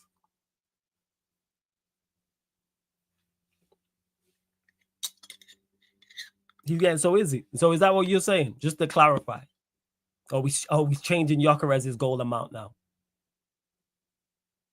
But now Gyökeres is not Gyökeres. Sesko's getting 25 goals. But he said earlier, Gyökeres is only getting 15. This is league goals, by the way, people. League goals. Not overall, league goals.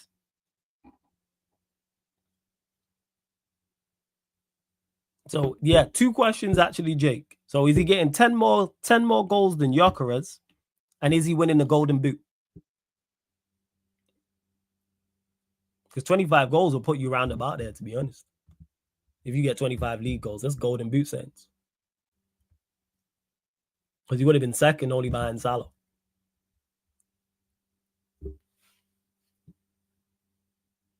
I know it's crazy.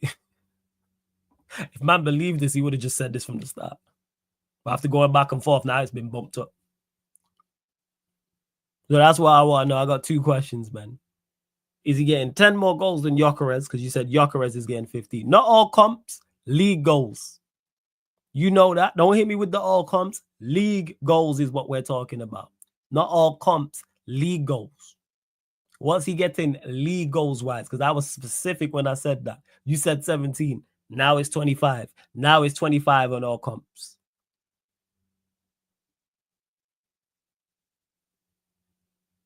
And these are the people who be in comment sections with the most to say after streams.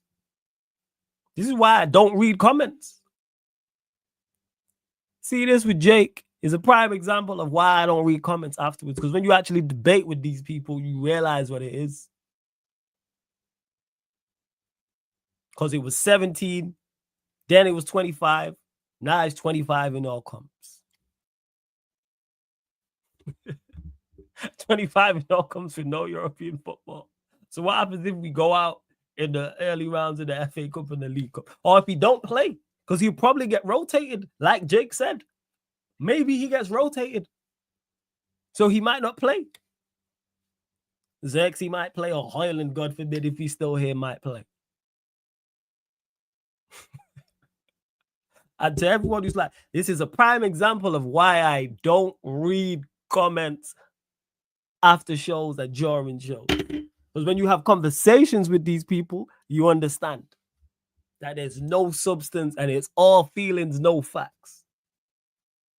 17 league goals, then it was 25, and then it was 25 in all comps. When I specified and was specific and said league. I was saying, forget all of that. Again, I need an answer to my question, Jake, before we move on. I need an answer to my question. Is he getting 10 more goals than Sesko will start every game? League game, yeah. Cup games, no. So what are we doing? What are you doing here? So again, I need an answer to my question. Is it because you've moved on? How many league goals is Sesko getting? How many league goals is Gyökeres getting before we move on? That's it. Because we're going to move on after this. So he said yes. So Gyökeres is getting, now you've even confused me. Gyökeres is getting 15 league goals. And Sesko's getting 25 league goals. Got you, Jake. All right. Cool. We got there in the end. Blessings, Jake. Big up. Big up to Canal says, yo, Flawless, whenever you can get to this, I want your thoughts on signing Donnarumma. Make it happen. Make it happen. If you can get him from the right price, which you probably can because of the situation he's in at PSG. Already signed his replacement. He's in the last year of his deal. Big stumbling block is the wages. Can you negotiate down his wages? That's the major issue. Because I wouldn't pay him that much as I think he's a top quality goalkeeper. He's one of the best around. Easily one of the best goalkeepers around. I'm not paying him. I think he's on 300K there or something. What's he on? But if I could negotiate him down to like 200, I would. That's what I'd say. Yeah, we have Donnarumma weekly wage. Where we at? What's his weekly wage? This guy's giving me in euros. What is this? Why is 244? All right, 1 second. It actually might not be on that much. So he's on like 210. If you could get that down, 210. If you could get that down to like 180, then yeah, just try. Just try. That's what I'd say. I'd try. But just bring in a goalkeeper. I'm here. I don't know anything about Lemens. Get him in. All right. And Twinny says, I'll give you people a warning about Sesko from someone who's watched in multiple games from him. He's dead food. I know he's not all that because the Dow Sim reaches that people go to defend him. And he's not even a United player. I've had this today. I had this yesterday. Like, I've noticed that. Because if a player is just good, people can just stand on it and say, oh, a player is good. He does this, and but man do to the extreme. And start talking about ceiling and potential. And I'm like, that's all well and good. Ceiling can be high. High as the Eiffel Tower, the ceiling can be. To the top of the Eiffel Tower. What is his level now? And that's why I ask these questions, people. I ask questions for a reason, to understand people's thinking. And like, all right, where's this from? So, like I said, there with Jake, he's exceptional at all these things, but the numbers don't match it. Make it make sense. Makes no sense in the world whatsoever. It's like me saying when back in the early 2000s that when before streaming and rappers were selling millions of records. Yo, this rapper is the guy. He's cold, elite, makes bangers for the club, thick hook maker. How many records do you think he's going to sell? He's exceptional. How many do you think he's going to sell? A mil. You just told me he's exceptional. If he's exceptional, you going double platinum or diamond. Actually, exceptional is not diamond. Double platinum.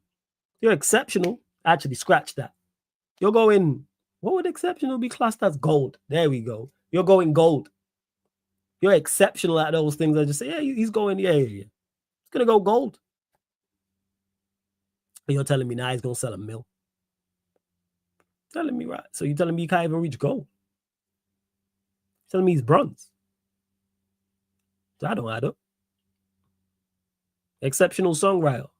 Exceptional hooks. Can make bangers for the clubs and for the streets. Well, you're predicting to sell a mil on his album. Can't even go gold. All right. Okay. Big up Eddie, man. What's this, Eddie? I just see this as I look to the other screen. Shout out, my G. Shout out El Jefe. Hey, I just seen Fantastic Four. Let me say this for Invisible Woman. I'd visit the country of magnesia, no hesitation, and twice on Sunday. Hit the good likes. Hit the likes, good people. What's her name, fam? What's her name? Who played Invisible Woman in Fantastic Four? Yeah, and they all from the same playbook, Jets. Since United been linked to Sesko, all I've seen guys, but man are saying the same thing, but Arsenal wanted him. Well, Arsenal also wanted Madueke, and Arsenal also wanted Havertz. Should we assign those two? I'm saying. Oh, Gyökeres ain't all that. Oh, he's better than Gyökeres at his age. No one mentioned Gyökeres. There's nothing to do with what we're talking about. Same playbook. Same played out playbook. You know why? Because there's nothing of substance to back up the claims. Just say, I hope he's decent so we can banish you from the city. Or just say, even better, I'm unsure, but I'm hoping he plays well. I'll just say I'm unsure. You can just say that. You can just say that. Name is ex-wife. Why she gotta be ex-wifey? Why can't you lot get together and live a happily loved life, fam? And then you shot one of her sisters for me or something, or a cousin. Why can't we do that, Eddie? Feel me? I know she got sisters, or cousin, or friends, or something. You know what I'm saying? You know what I'm saying? This Eddie guy, man, that's selfish, man. That's an ex-wife, you know. Also, mind you, United was looking for a striker for time, and I rarely saw a United fan even think about Sesko and would name multiple strikers before. And now, because we're looking at him now, it's go get him. Yeah. All right. Well, yeah, sure. But sorry, people, that these sometimes drag out, but I throw people. This is what happens on Q&As. I throw people the mic. Let's talk. You don't heckle from the stands enough and you're loud enough. Like, all right, cool. And if I feel like I'm like, let's have the conversation. And let me just clarify again, 17 league goals for a striker is a good return. Very good return. But it's not exceptional. So if someone just called him a good player, I go, all right. But hey, we move. Send it 1 second. About to Google it now. Vanessa Kirby.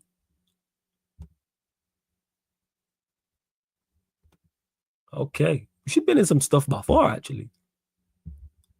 I don't know what. Hey, man. Faz. You know what? Faz, man. Faz, Eddie. If I run into her, I got you, fam. You already know. Big up, Si. What are you telling me? Right. Question. What else is on the agenda? Let's see what's going on. Oh, here we go. After carrying out a series of background checks, Chelsea have no concerns over the character of Alejandro Garnacho. Now they are expecting to make an offer for him before the end of the transfer window. That's from Matt_Law_DT on Twitter. Over the moon about this. Great news, fantastic news. The only thing is, it's going to be very, very hard to use that money to buy other players. This is why I wanted us to do this deal early. The terrible offer they're going to give us, and when I say terrible, that's in quotation marks. You know what I'm saying? In quotation marks. Hey, certified, forget what the background check is. We don't care. We really don't care. But what I'm saying is, I love this. It's probably going to be 20, 25, 30 million. We should have just done this deal with them earlier. Because anyone expecting us to get 40, 45, 50 million when they're expected to make an offer for him before the end of the day, they're waiting for it. Right. And that's it. That's what we got to do, man. Right. I'm over the moon about this. This is great news, but even with this, just sell him earlier. Just sell him. Why did we not sell him earlier? We're not, and this is the point. Me and Cam was having the back and forth about this. Shout out to Canadian Cam. So all of a sudden, they're going to wait till the end of the window. It's now the 1st of August and offer good money, big money for him. And Cam was saying 40 million is not big money. It's big money for a player you don't like. But let's say good money then. Big money or good money. They're making an offer. It's not going to be the offer that people expect. If it's 40, 45, 50 million, the Chelsea fans need to burn Stamford Bridge to the ground. If that's the case. Because who you've got in charge are absolutely on some complete and utter buffoonery.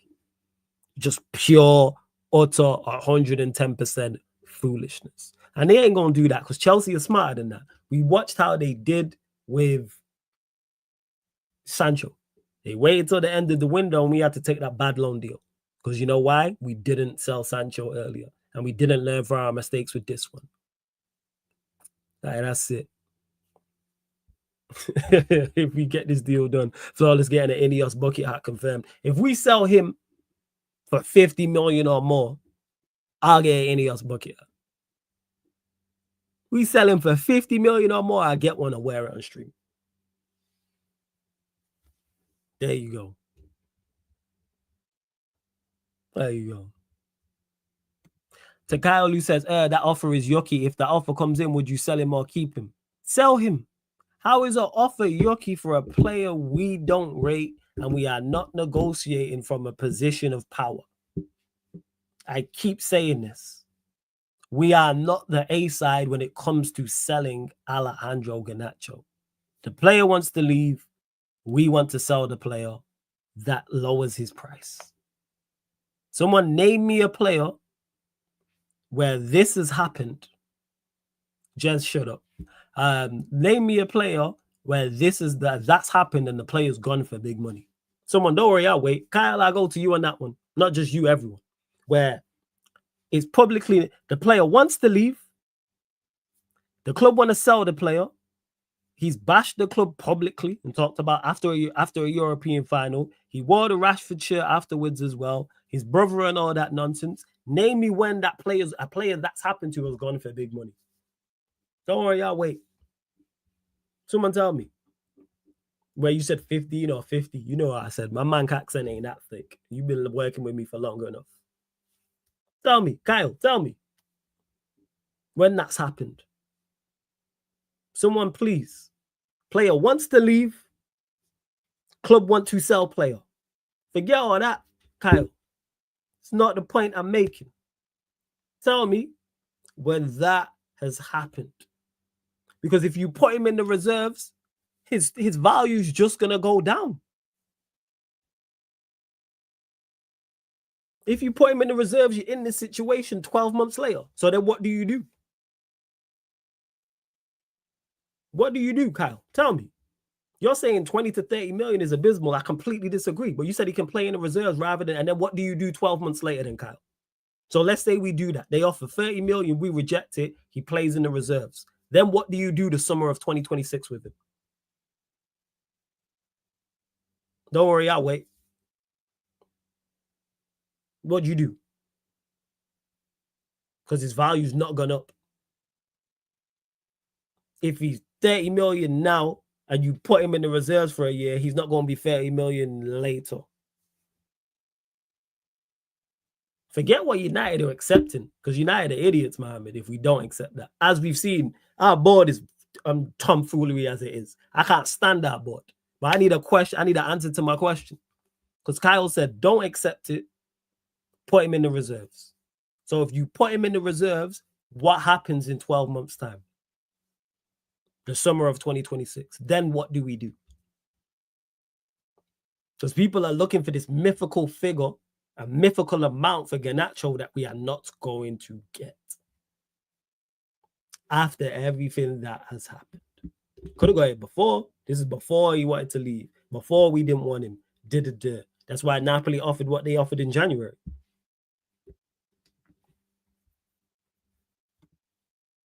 Okay, so you'd sell him for 20, 30 million later. See, this is what I'm talking. Why not sell him now? He'll miss out on the World Cup anyway because he's terrible. So you'd ship him out for 20. So why do you want? So wait. So Kyle, why would you accept 20 to 30 million in 12 months, but not now?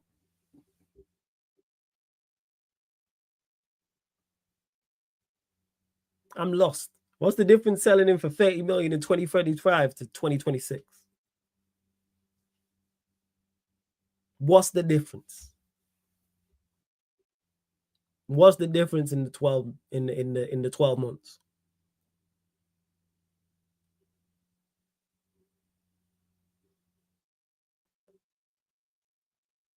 I'm really lost at this logic. I don't understand.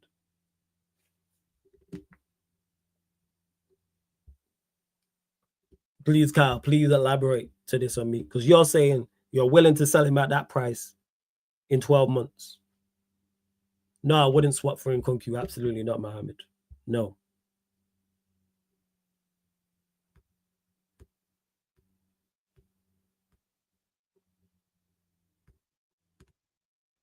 I'm at lost.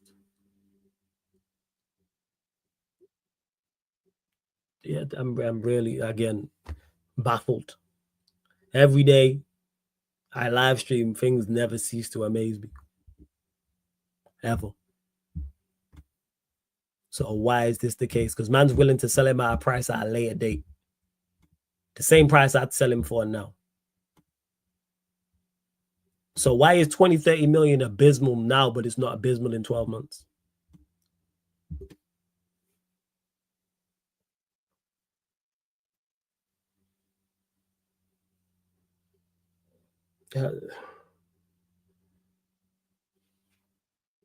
I'm baffled. Big up Tony. You lot make sure you subscribe to Tony Claude Gunner TV as well. Tony will be back on Saturday as well, people. Because again, putting him in the reserves, what made you think he's 20 to 30 million coming out of the reserves? Don't worry, Kyle. We'll wait. We got time. I need the logic, but I need the thinking behind this. This is why I ask questions, not to be a dickhead or anything. I just genuinely want to know.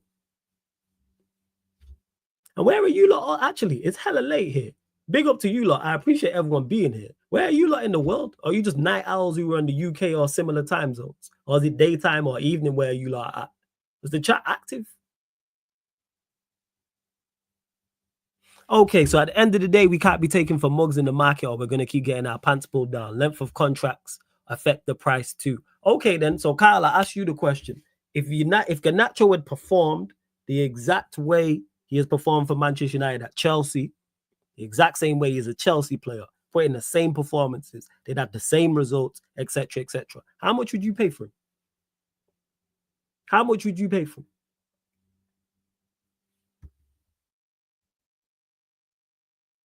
That's what I want to know. Please tell me. I'm at a loss.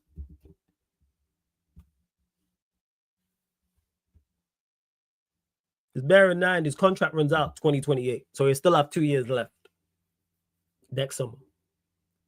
So that's my question to you, Kyle.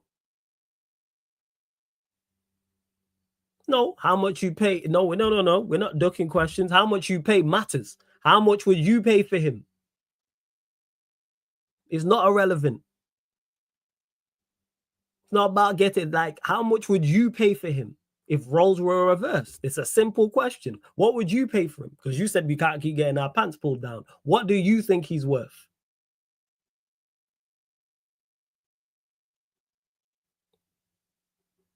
This is what I want to know. It's not irrelevant. It matters. As you said, we can't keep getting our pants pulled down. So Kyle, if Garnacho was at Chelsea, you'd pay 40 million for him. If he had performed like he had performed for Manchester United in a Chelsea shirt, and we went in for him this summer, bear in mind, he'd fell out with the manager, they'd had the season they'd had, he'd wore a rival shirt, etc., etc. You'd pay 40 million for Garnacho.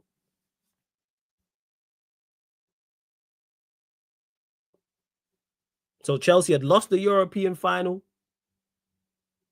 finished 15th.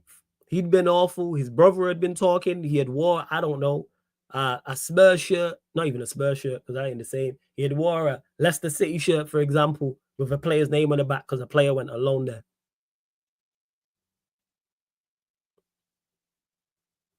So how much would you pay for Garnacho from Chelsea? What do you think is a fair price? And to Mohamed, you know what you do with stuff like this? We sold McTominay 28 million, now he's 60. You know what you do? Do what we did with Alanga. You put in a sell-on clause. You put in a sell-on clause to get money from the next deal, like we did with Alanga. Because Alanga's stock went up, so we benefited from that. Not only did we get the 50 million, we got some of that 55 million. That's what you do with players. Sell-on clauses. It's really that simple. So, Kyle, so I'm still waiting on the answer, my guy. Still waiting on the answer. So if he was at Chelsea and had performed the same, what would you pay for him? What would you be willing to pay for him? Flawless, did you see what Felix went for? Numbers don't reflect these situations in reality. Tony, where did Felix go to? Tell me, Tony. Where did João Felix go? Where did he go? Tell me. What club and country did he go to?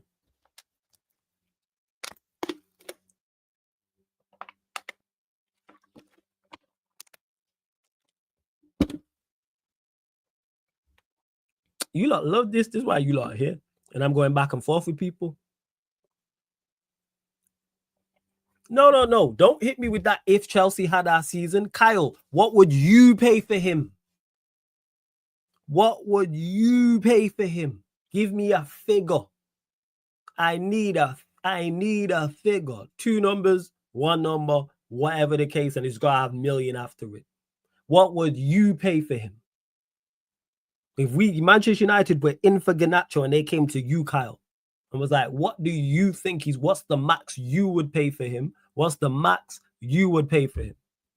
Yes, Saudi does matter, Tony, because Saudi spend big money on players. So it does matter.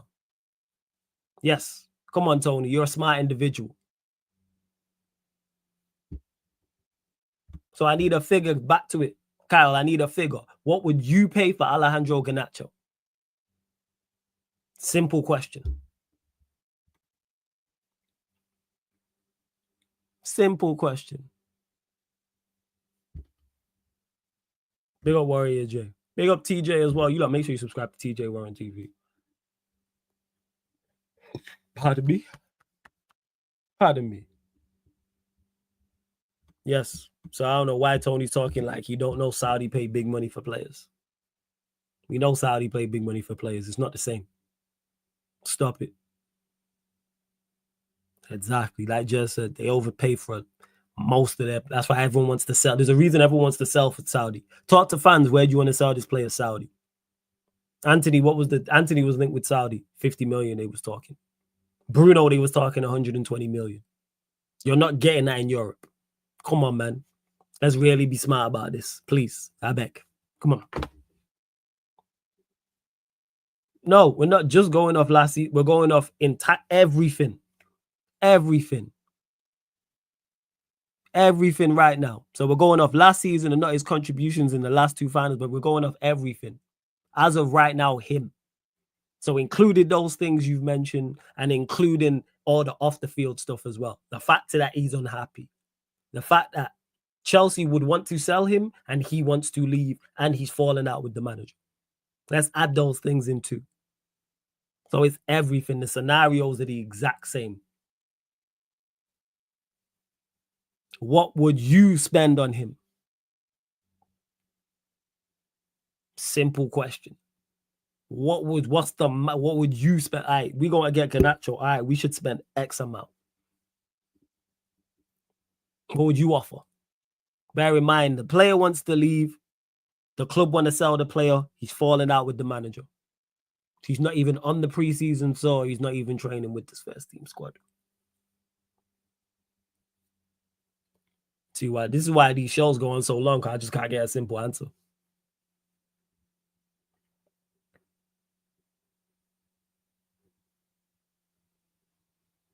Just can't get a simple answer. What would you offer for him? Stop looking at it from a seller's perspective. Look at it from the buyer's perspective, who's the A side. Unhappy player. You don't want to be there. Club want to sell him. Why would I offer top money? Makes no sense. Why would I offer good money?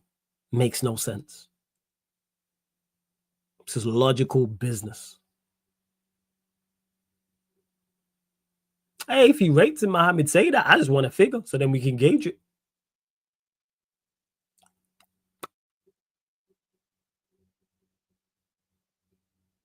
Well, that's what it is. Because now I can't get a response. See, when I was going back and forth in Jake, man was active.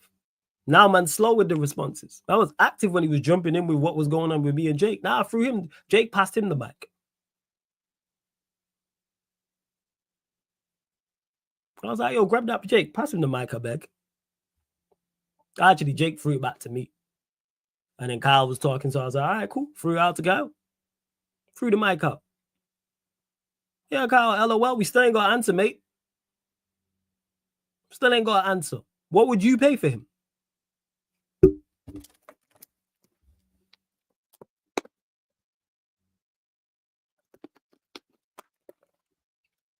Exact same circumstance. Exact same career, just in a Chelsea shirt.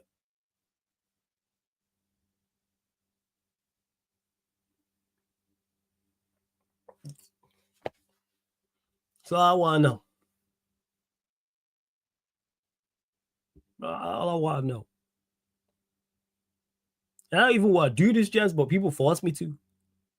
But more often than not, like we're on live streams and it's like, say it's the United Spurs show and it's me and you and them dinero. Like I ignore most things. If it's a normal Q&A or a normal man, when I'm with others, like the Yardman show or the Bayesian show or whatever, I ignore stuff. But obviously, this is a sports Q&A solo. Just like, all right, cool. This is ISO. Throw the ball.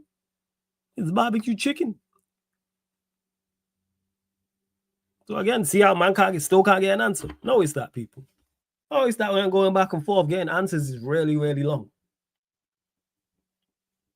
No, it's that when you ask me questions, I'm thinking, I go, oh, this, and this.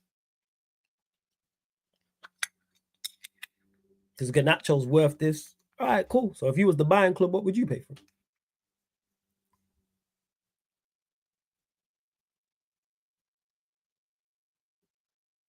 No, what is it? Pointless as you're going to do your thing and guide your questions to make me wrong no matter what I say. How can my questions guide? This is a new one. How can my questions guide you to make you wrong?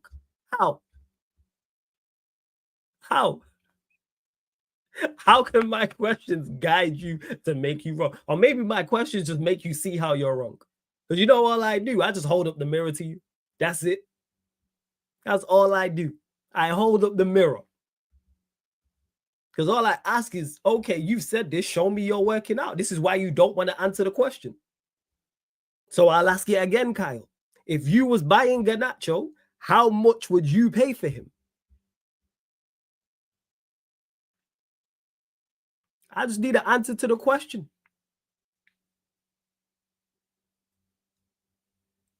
And one of the reasons Chelsea sells so well is because they are negotiating from positions of power with most of the players. Well, man, blame me for my questions, not what they said and their answers. There's no guide in this. What is your answer to your question? What is the answer? Because if we don't duck questions here, same way it's nope to hope, we not ducking questions because I don't do that. Man, don't want to say a number 20. All I need is an answer to the question. Man's been asking this. No. We are getting into this situation. We are. Because you was talking while I was talking to Jake. You was talking also afterwards. So now we going back and forth and having a conversation. So I'll ask you the question again, Jake. Sorry, Kyle. What would you pay for Alejandro Garnacho if you was the buying club? If he was at Chelsea and United were buying him, what would you offer? Yeah, I do want to love this. Guide your questions to maybe. There's no guiding it. No, it's how I don't duck no questions, people. No, it's that. No one can't guide me to do nothing wrong. No guide. You know why? Because everything I say, there's substance behind it, right or wrong. I have legitimate reasons behind everything I say. Every single opinion I give you, there's reasons behind what I believe. I'm not just going off what's going on and hope and feelings. No, I give you the logical breakdown of it. If I'm wrong, I'm wrong. If I'm right, I'm right overall.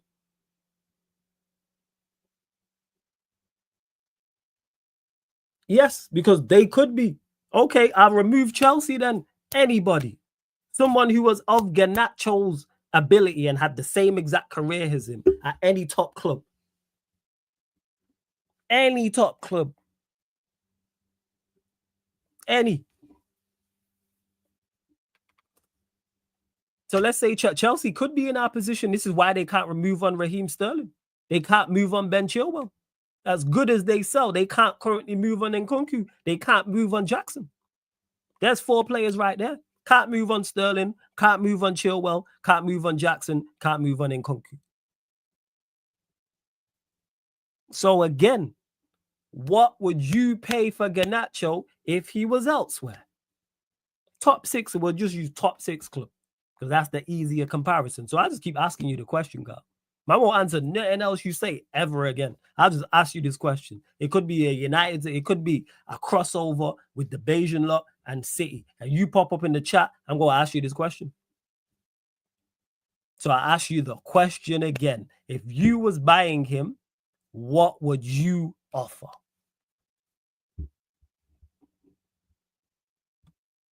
And I like how man said, gonna do your thing. Hit man with logic and debate. That's what that is.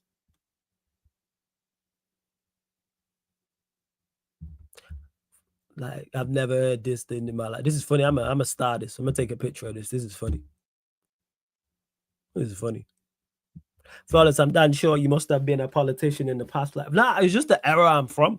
I'm so going back and forth with one person is nothing because I've got uncles and cousins I went back and forth with for time in regards to Manchester United. Brethren's the same. This is high school. This is college. This is me and Tox debating about whoever.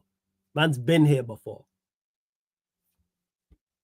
So, okay. So, Kyle, so as of right now, this is just to clarify. So I get the clarification for this. You'd spend 40 million on Garnacho. You'd put in an offer of 40 million for Alejandro Garnacho. Right now.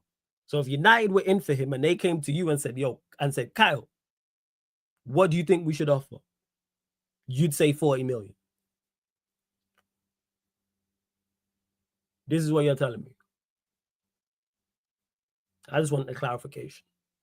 That's all. Before we move on. That man would spend 40 million on Alejandro Garnacho. If he was buying him. You'd offer 40 million for Chelsea or Liverpool or Arsenal or City or whoever. Exact same player, exact same instances. 40 million, yes, certified.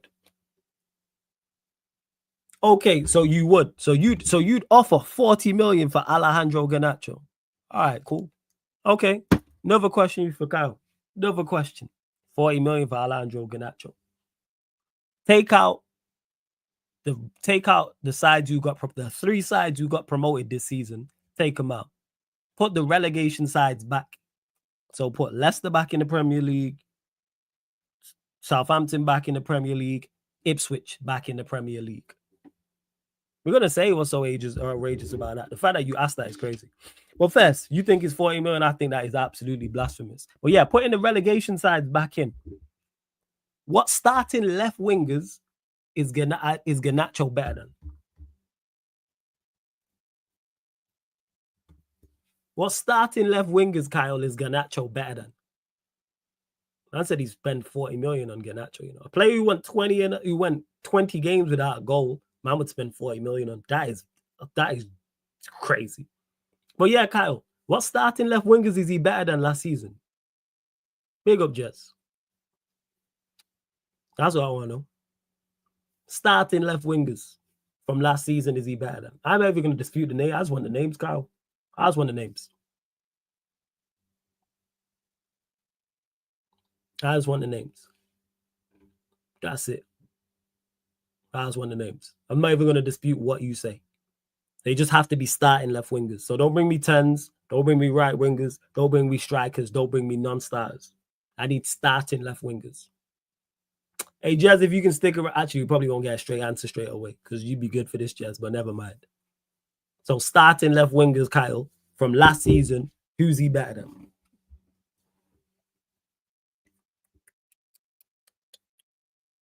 And you can go pull up the table and you'll see the teams from last season. Obviously, that's putting the relegation sides back. So Leicester back, Ipswich back, Southampton back.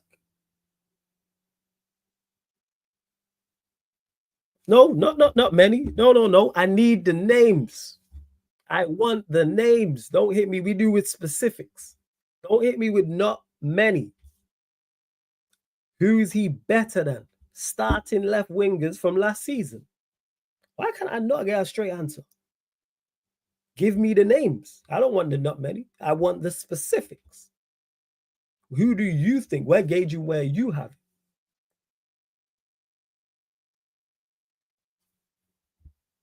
Starting left wingers. Simple question. It's all I need. Big up Casually for the raid as well, man. Forgot to say that. Shout out Casually for the raid. I just need a list of names. I ain't even going to dispute the names. I just want to know where he has it. So I have 20. So from 1 to 20. I just want to know. Man said not many, but I don't know what that is.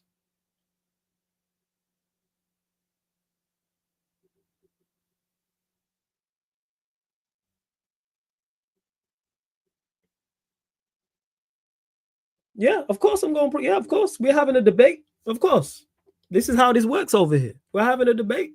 I answer questions all day, every day, so you can do the same.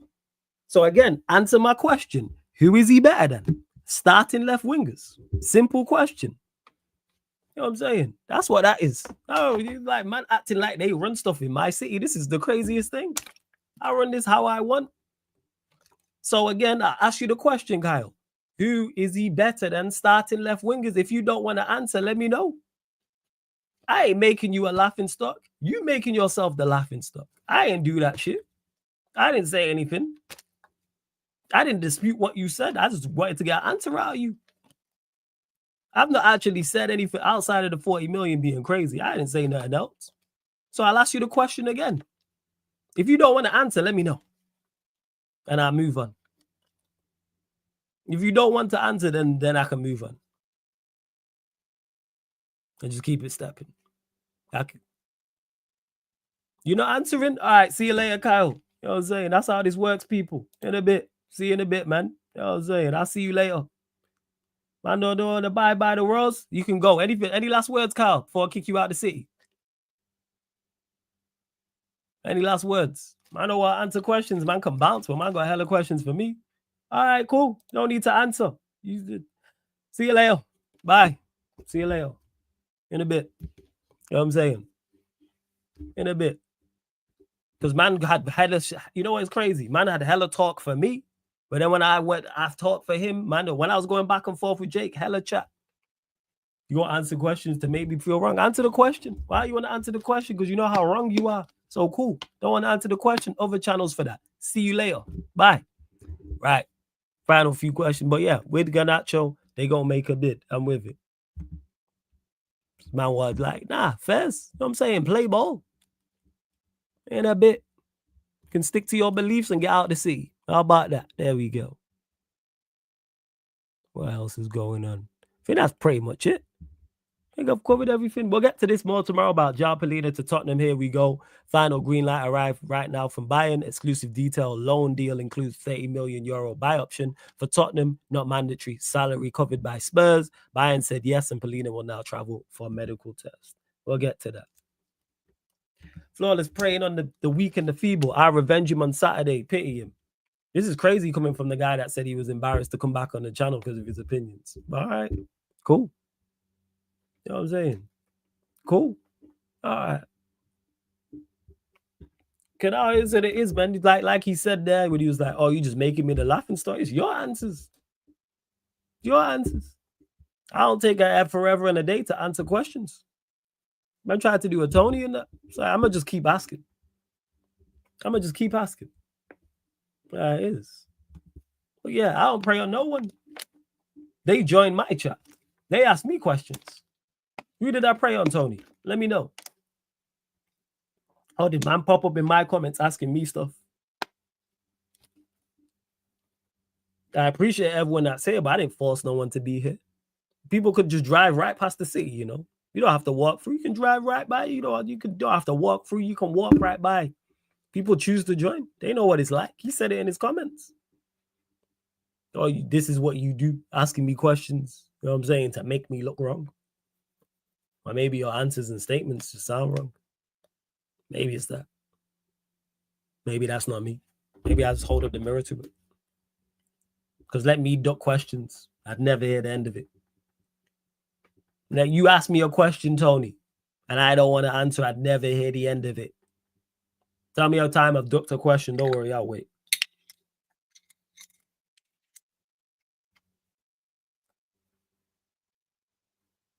Yeah. Oh, yeah, I know you was joking. I know. I'm just staying in. I know what you're like because you're a troll. That's why when you say I revenge for him on Saturday, I pity him. You're my boy, Tony, so I know what you're like. Make sure you subscribe to Tony Club on the TV. You usually say just facts and maybe not fully aware of how you operate. That could be it, Canal. But people ain't used to people throwing, like people on content, people who create content, throwing the mic into the crowd. But hey, And Chelsea still to the point where they need to swap. They give United 30 million, United pay 30 million for which one of the outcasts in that midfield. They don't have to swap. They're just struggling to get rid of him. For everyone who says they sell great, which they do, they're struggling to get rid of Jackson. They're struggling to get rid of Nkunku. Chilwell is still there. Sterling is still there. So as fantastic as they are as sellers, they are struggling to move those 4 players. You know why? Because they are not negotiating from positions of power with those 4 players. With Madueke, they was. That's why they were able to get the big fee for Madueke. Because he wasn't outcast. Sterling's been outcast. Nkunku's been outcast. Chilwell's been outcast. Like, all of the players I've just mentioned, those 4 are outcasts. So it's tougher to sell them for big fees. Whereas Madueke wasn't. For whatever reason, Mount wasn't. Exactly. They can sell Jackson, but they're asking too much. Same way we can sell Garnacho, but you know what, Mohamed? Ding, ding, ding, ding, ding. We are asking for too much. That's why. Sterling's wages are also a problem. Absolutely, Mohamed. Yes, absolutely. He says Chelsea aren't actively looking to sell Jackson. The other 3 are true. If you're not actively looking to sell him, why would you put a figure on him? They would sell him. They're actively looking at him. They're actively looking to sell him. That's why there's a price tag on him. Because if someone put up the 80 million, he'd be gone. That's why you don't hear them putting up a price tag on Caicedo or Palmer. Even Madueke, there was no price tag on it. There was no talk of it. Arsenal were interested. This is what we want. Cool. Like, if I'm not trying to sell my house, why am I putting a price on it? Why is that? Why is that public knowledge?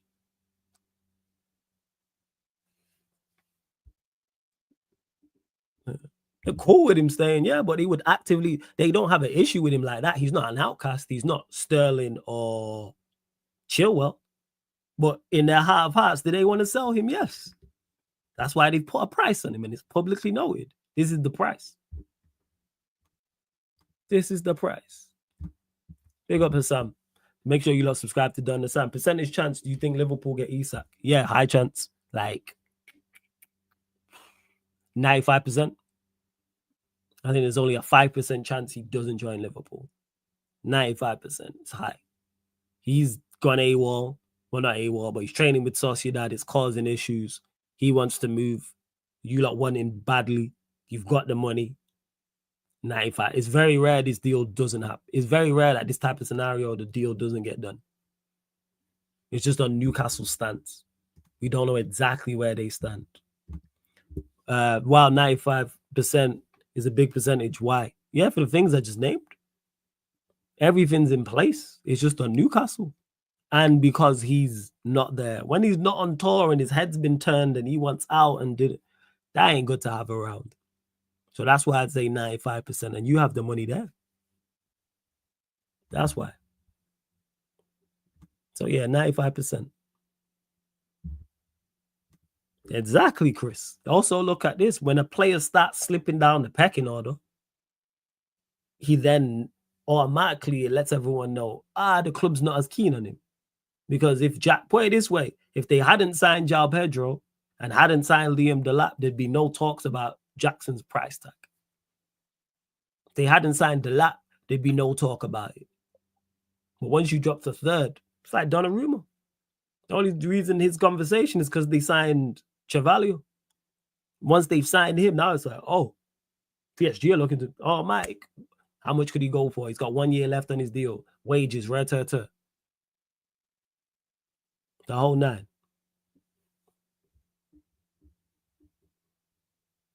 It's exactly a sum. You get it, I get it. Because we can just both look at it and go, yeah, clearly he's up for sale. Even though they'd be happy to keep him and they're not pushing him out the door. Like, he's actively available. Big up TJ as well, man. But yeah, him not going on tour, Hassan, is what is awesome because he's like, all right, I'm planting my flag in the ground. Like, I want to go. Well, it kind of stems from there. But yeah, that's it. Like in regards to it.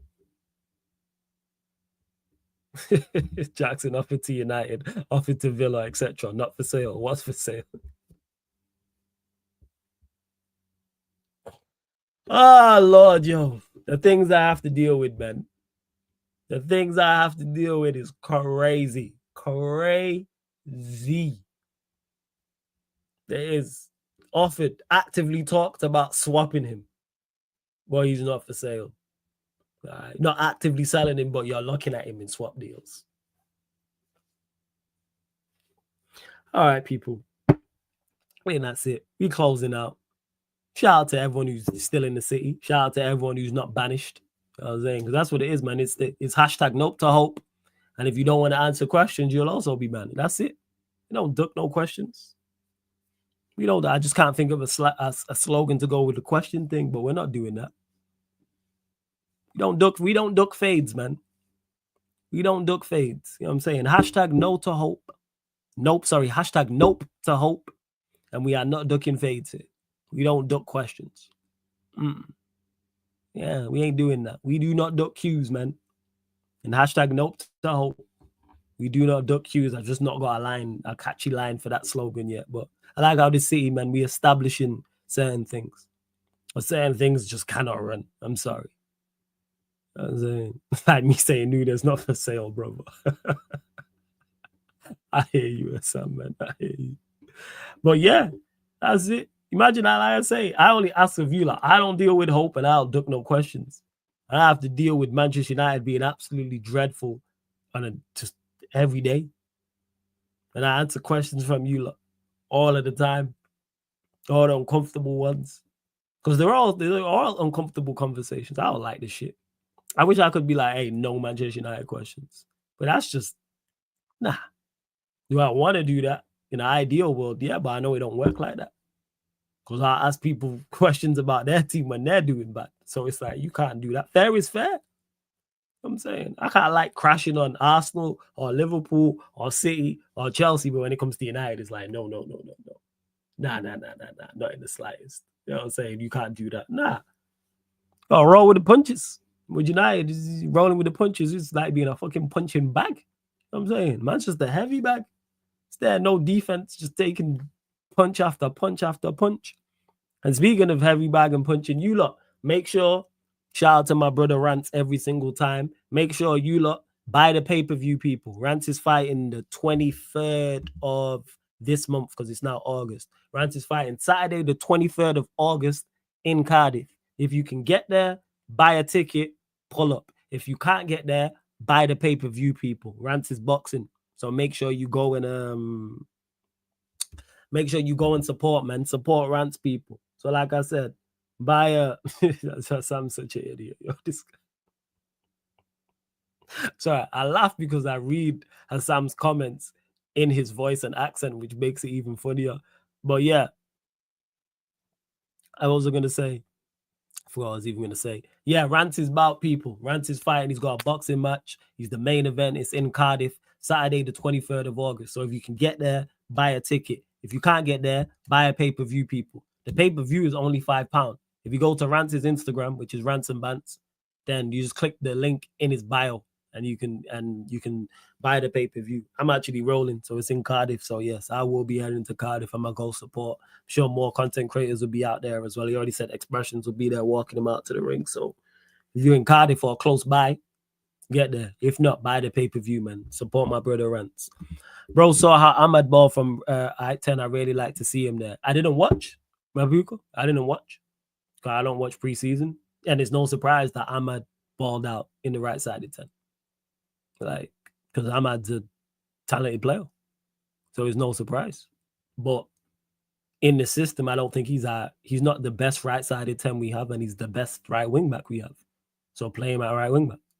Play the best players. Play the players who are best in their position. He's the best right wing back we have. And Bremo's the best right-sided 10 we have. So play them there. And those two linking up on that side. Whew, fire. Floney, I'm like flawless with arguing. I promise you can't beat me in an argument. Nah, I even like that. I can lose arguments. I can lose debates, 100%. So I leave you lot to it and that. Big up Chase. His faults and Sesko, bro. To be fair, anyone who's better than Rasmus, don't let that preseason goal fool you. I will not be fooled by the preseason goal. Sesko, just decent. You see, when I've watched him only a handful of times, decent, solid player. When I talk to people about him, whether they rate him or not, that's what I gauge from it.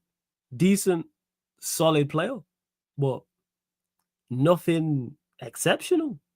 There's nothing to his game that makes me go, yeah, him as a player, yeah, he's decent. So it's underwhelming because we went and signed 2 quality players in the 10.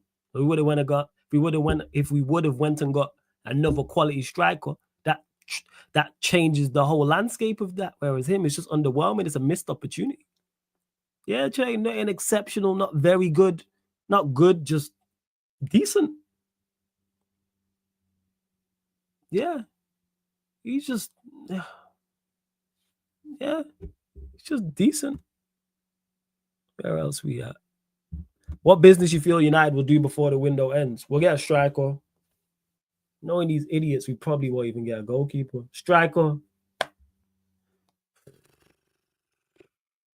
Midfielder. Then we do 2. I think we 2 more signings. I think we get a striker and I think we get a midfielder. Who that midfielder is, though, I don't know. I really, really don't know. I said Reece Nelson is your best left winger and you're tagging me. That's cheeky, yo. This guy is cheeky, yo. That is mad cheeky, yo. I said Reece Nelson is your best left winger, you know. Damn.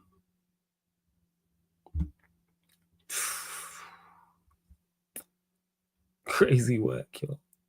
Crazy work. All right, then that's it. Because yeah, shout out to my Puga. I see you in the chat. It's crazy work, yo.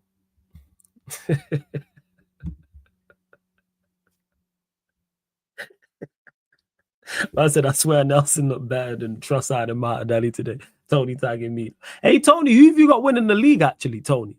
Stupid question. You got Arsenal. Oh, dumb question. That's the dumbest thing I've said all stream, actually.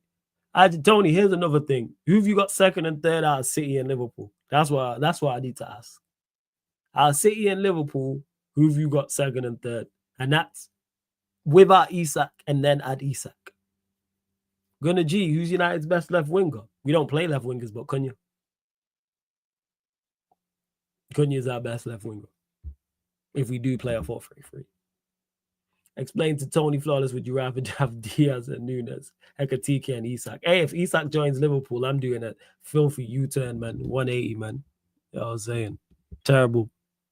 Somali Sanogo, as someone said, man. That's what we're running with, man. That's what we're running with, man. You know what I'm saying? Tree and Eddie and Katia, man. That's what we're doing. It's a day U-turn. Before Cunha. Rashford. I was saying. Rashford. Someone said it in my chat. I was howling. Everyone knows how much I rate Isak. Rate Isak highly. Like Isak, top quality. I've said that. Who's Matt from Cottage? Wait. Who's Matt from Cottage Show? This guy is crazy, yo. Who's Matt from Cottage? Yo, Sam Onward, I'm crying, yo. Who you calling Matt from Cottage? Who did they sign? This.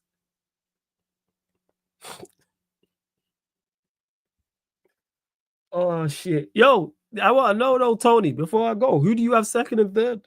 I know you got Arsenal first. You second and third, though? That's funny, yo.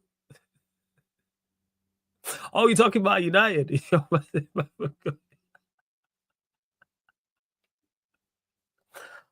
Oh, shit. That's funny, yo. It's a new one, man. I've called him Flex. I don't know if he's talking about. Nah, he must be talking about. Oh, yeah. Nah, we do agree that Tony, yeah, Arsenal ain't winning the league. But that's why I'm asking Tony. Tony, don't go hiding now. Who have you got second and third? I want to know. Liverpool and City. Who you got second and third? Oh shit, yo, that took me out, yo. Yo, Arsenal, yo. All right. We close it out anyway, people. Been here long enough, yo. We hit 100 likes. Big up. Run up the likes though. Hit the subscribe button, please, whether you're watching this live or watching this back. Don't forget, subscribe to the Clips channel, Sarcasm City TV Clips on YouTube. Subscribe to the gaming channel, Sarcasm City TV Gaming. Make sure you follow the playback. It is the 1st of August as well. So the Premier League watch-alongs will be returning. Might even do a couple championship games. Steve messaged me earlier on today about Community Shield. I'll do that as well. Did we even hit more subscribers? Did we get up? I know a couple people got kicked out of the city, but we moved as well. Yeah, Tony probably thinks Liverpool will have problems to gel, but Swedish Bebe, yeah, that does sound like him. I said Swedish Bebe, you know, that's outrageous, yo. That's outrageous, yo. Hey, fight back, Tony, man. He's got you, though. Like, you can't really chat to Liverpool, man. With what they're doing, you can't chat to Liverpool. Like, you can't. They're doing it. They're on a mazzo. They're on a mazzo. They really are. All right. Let me see who's live. Let me see who's live. Back live tomorrow. We're coming up tomorrow. Oh, yeah. Fan calling show, Talk Your Ish. Members only. So that'll be 9:30 p.m. UK time. So feel free to call in. If you want to call in and tell me how wrong I was today or how wrong I'm on or whatever, feel free to call in. But that is members only at any level. Fan calling show, Talk Your Ish. And then after that, United Spurs show, Mandem United pod meets Talking at Tottenham Talk pod as well. So I'll be there. Jez will be there. De Niro will be there. We're talking all things United, all things Spurs as well. So more in regards to Sesko. Spurs have obviously got the Paulina. Here we go. So there'll be more about that as well. I hope you enjoyed the show, man. I really, really hope you enjoyed the show. And don't forget, this show and all the other shows you see on the channel, apart from watch-alongs, fan calling show, gaming content are available on all audio platforms. So Spotify, iTunes, SoundCloud, etc., etc. So if you use Spotify, type in Sarcasm City TV, follow 5-star us. Same way all you iPhone users, iTunes and Apple Podcasts is already on your phone. So just go to it, type in Sarcasm City TV and 5-star us, people. I don't think anyone's live. No one live. Surprised none of the Americans is live still. Just double checking. I don't believe anyone is live. Canal says, big up, comedy gold as usual. I try, man. Oh Lord, yo. I'm on with Tony anyway, friggin' Saturday. So I know he's on gas mark. He's broken because of the Yokeres stuff. I already know what he's like. You already know what he's like. But all right, I'm just checking who's live. I don't think anyone is. If they're not, I'm just sending you lot to the fan calling show still. Sesko bad up be Hoyland part 2. I don't think he will be, Chef, to be honest. I don't think he will be. I think he's better than Hoyland. I just think he's just, again, it's just underwhelming. It's just Cunha and Bremo. Yes. Sesko. What? Not Watkins, not Mattel, not Osherman. It's just it sucks, man. What are we doing? It stinks. It really does. All right, yeah, no one's live. Thought one of the Americans would be live or someone in that time zone, but they're not. So anyway, we closing out then. Just double checking. Looking forward to the fan calling show. We'll be having another one saying 7 out of 10 wins and unbeaten in the first 10 games. He'll probably call in, actually. He'll probably call in. Cause will probably call in. I could see him calling in. He did, because he is a member as well. So that's why I'm sending you lot. But yeah, I hear it all, man. Hear it all. Oh yeah, let's not forget Jake as well. Sesko getting 25 legal. Let's not forget that. And let's not forget, you know what I'm saying, man, who got kicked out of the city as well for not answering questions. So all right. Closing out, people. Big up. Love to everyone that's locked in. Sarcasm City Sports Q&A solo edition live on the Sarcasm City TV YouTube. Thank you very much for tuning in. And let me drop the links for everything in the chat before I go, so you don't know where to find it. Boom. Look. There we go. Clips channel. Go subscribe to that in the chat. Gaming channel. Just doing this now. Gaming channel. Go subscribe to that. Where we at? Playback. Go follow that. All of this is free, by the way. Playback's just the app you download, sign up for free, create an account for free, type in Sarcasm City TV. Spotify, also in the chat. See them all there, people. All there. Subscribe to the Clips channel, Sarcasm City TV Clips. Subscribe to the gaming channel, Sarcasm City TV Gaming. follow the playback.tv/sarcasmcitytv, or just download the app for your app store. Spotify, follow 5 stars as well. And if you want to support further, the membership, links in the pinned comment as well. And if you do join the membership, I've added a couple new perks as well. I mentioned the fan calling show that's members only on the Friday.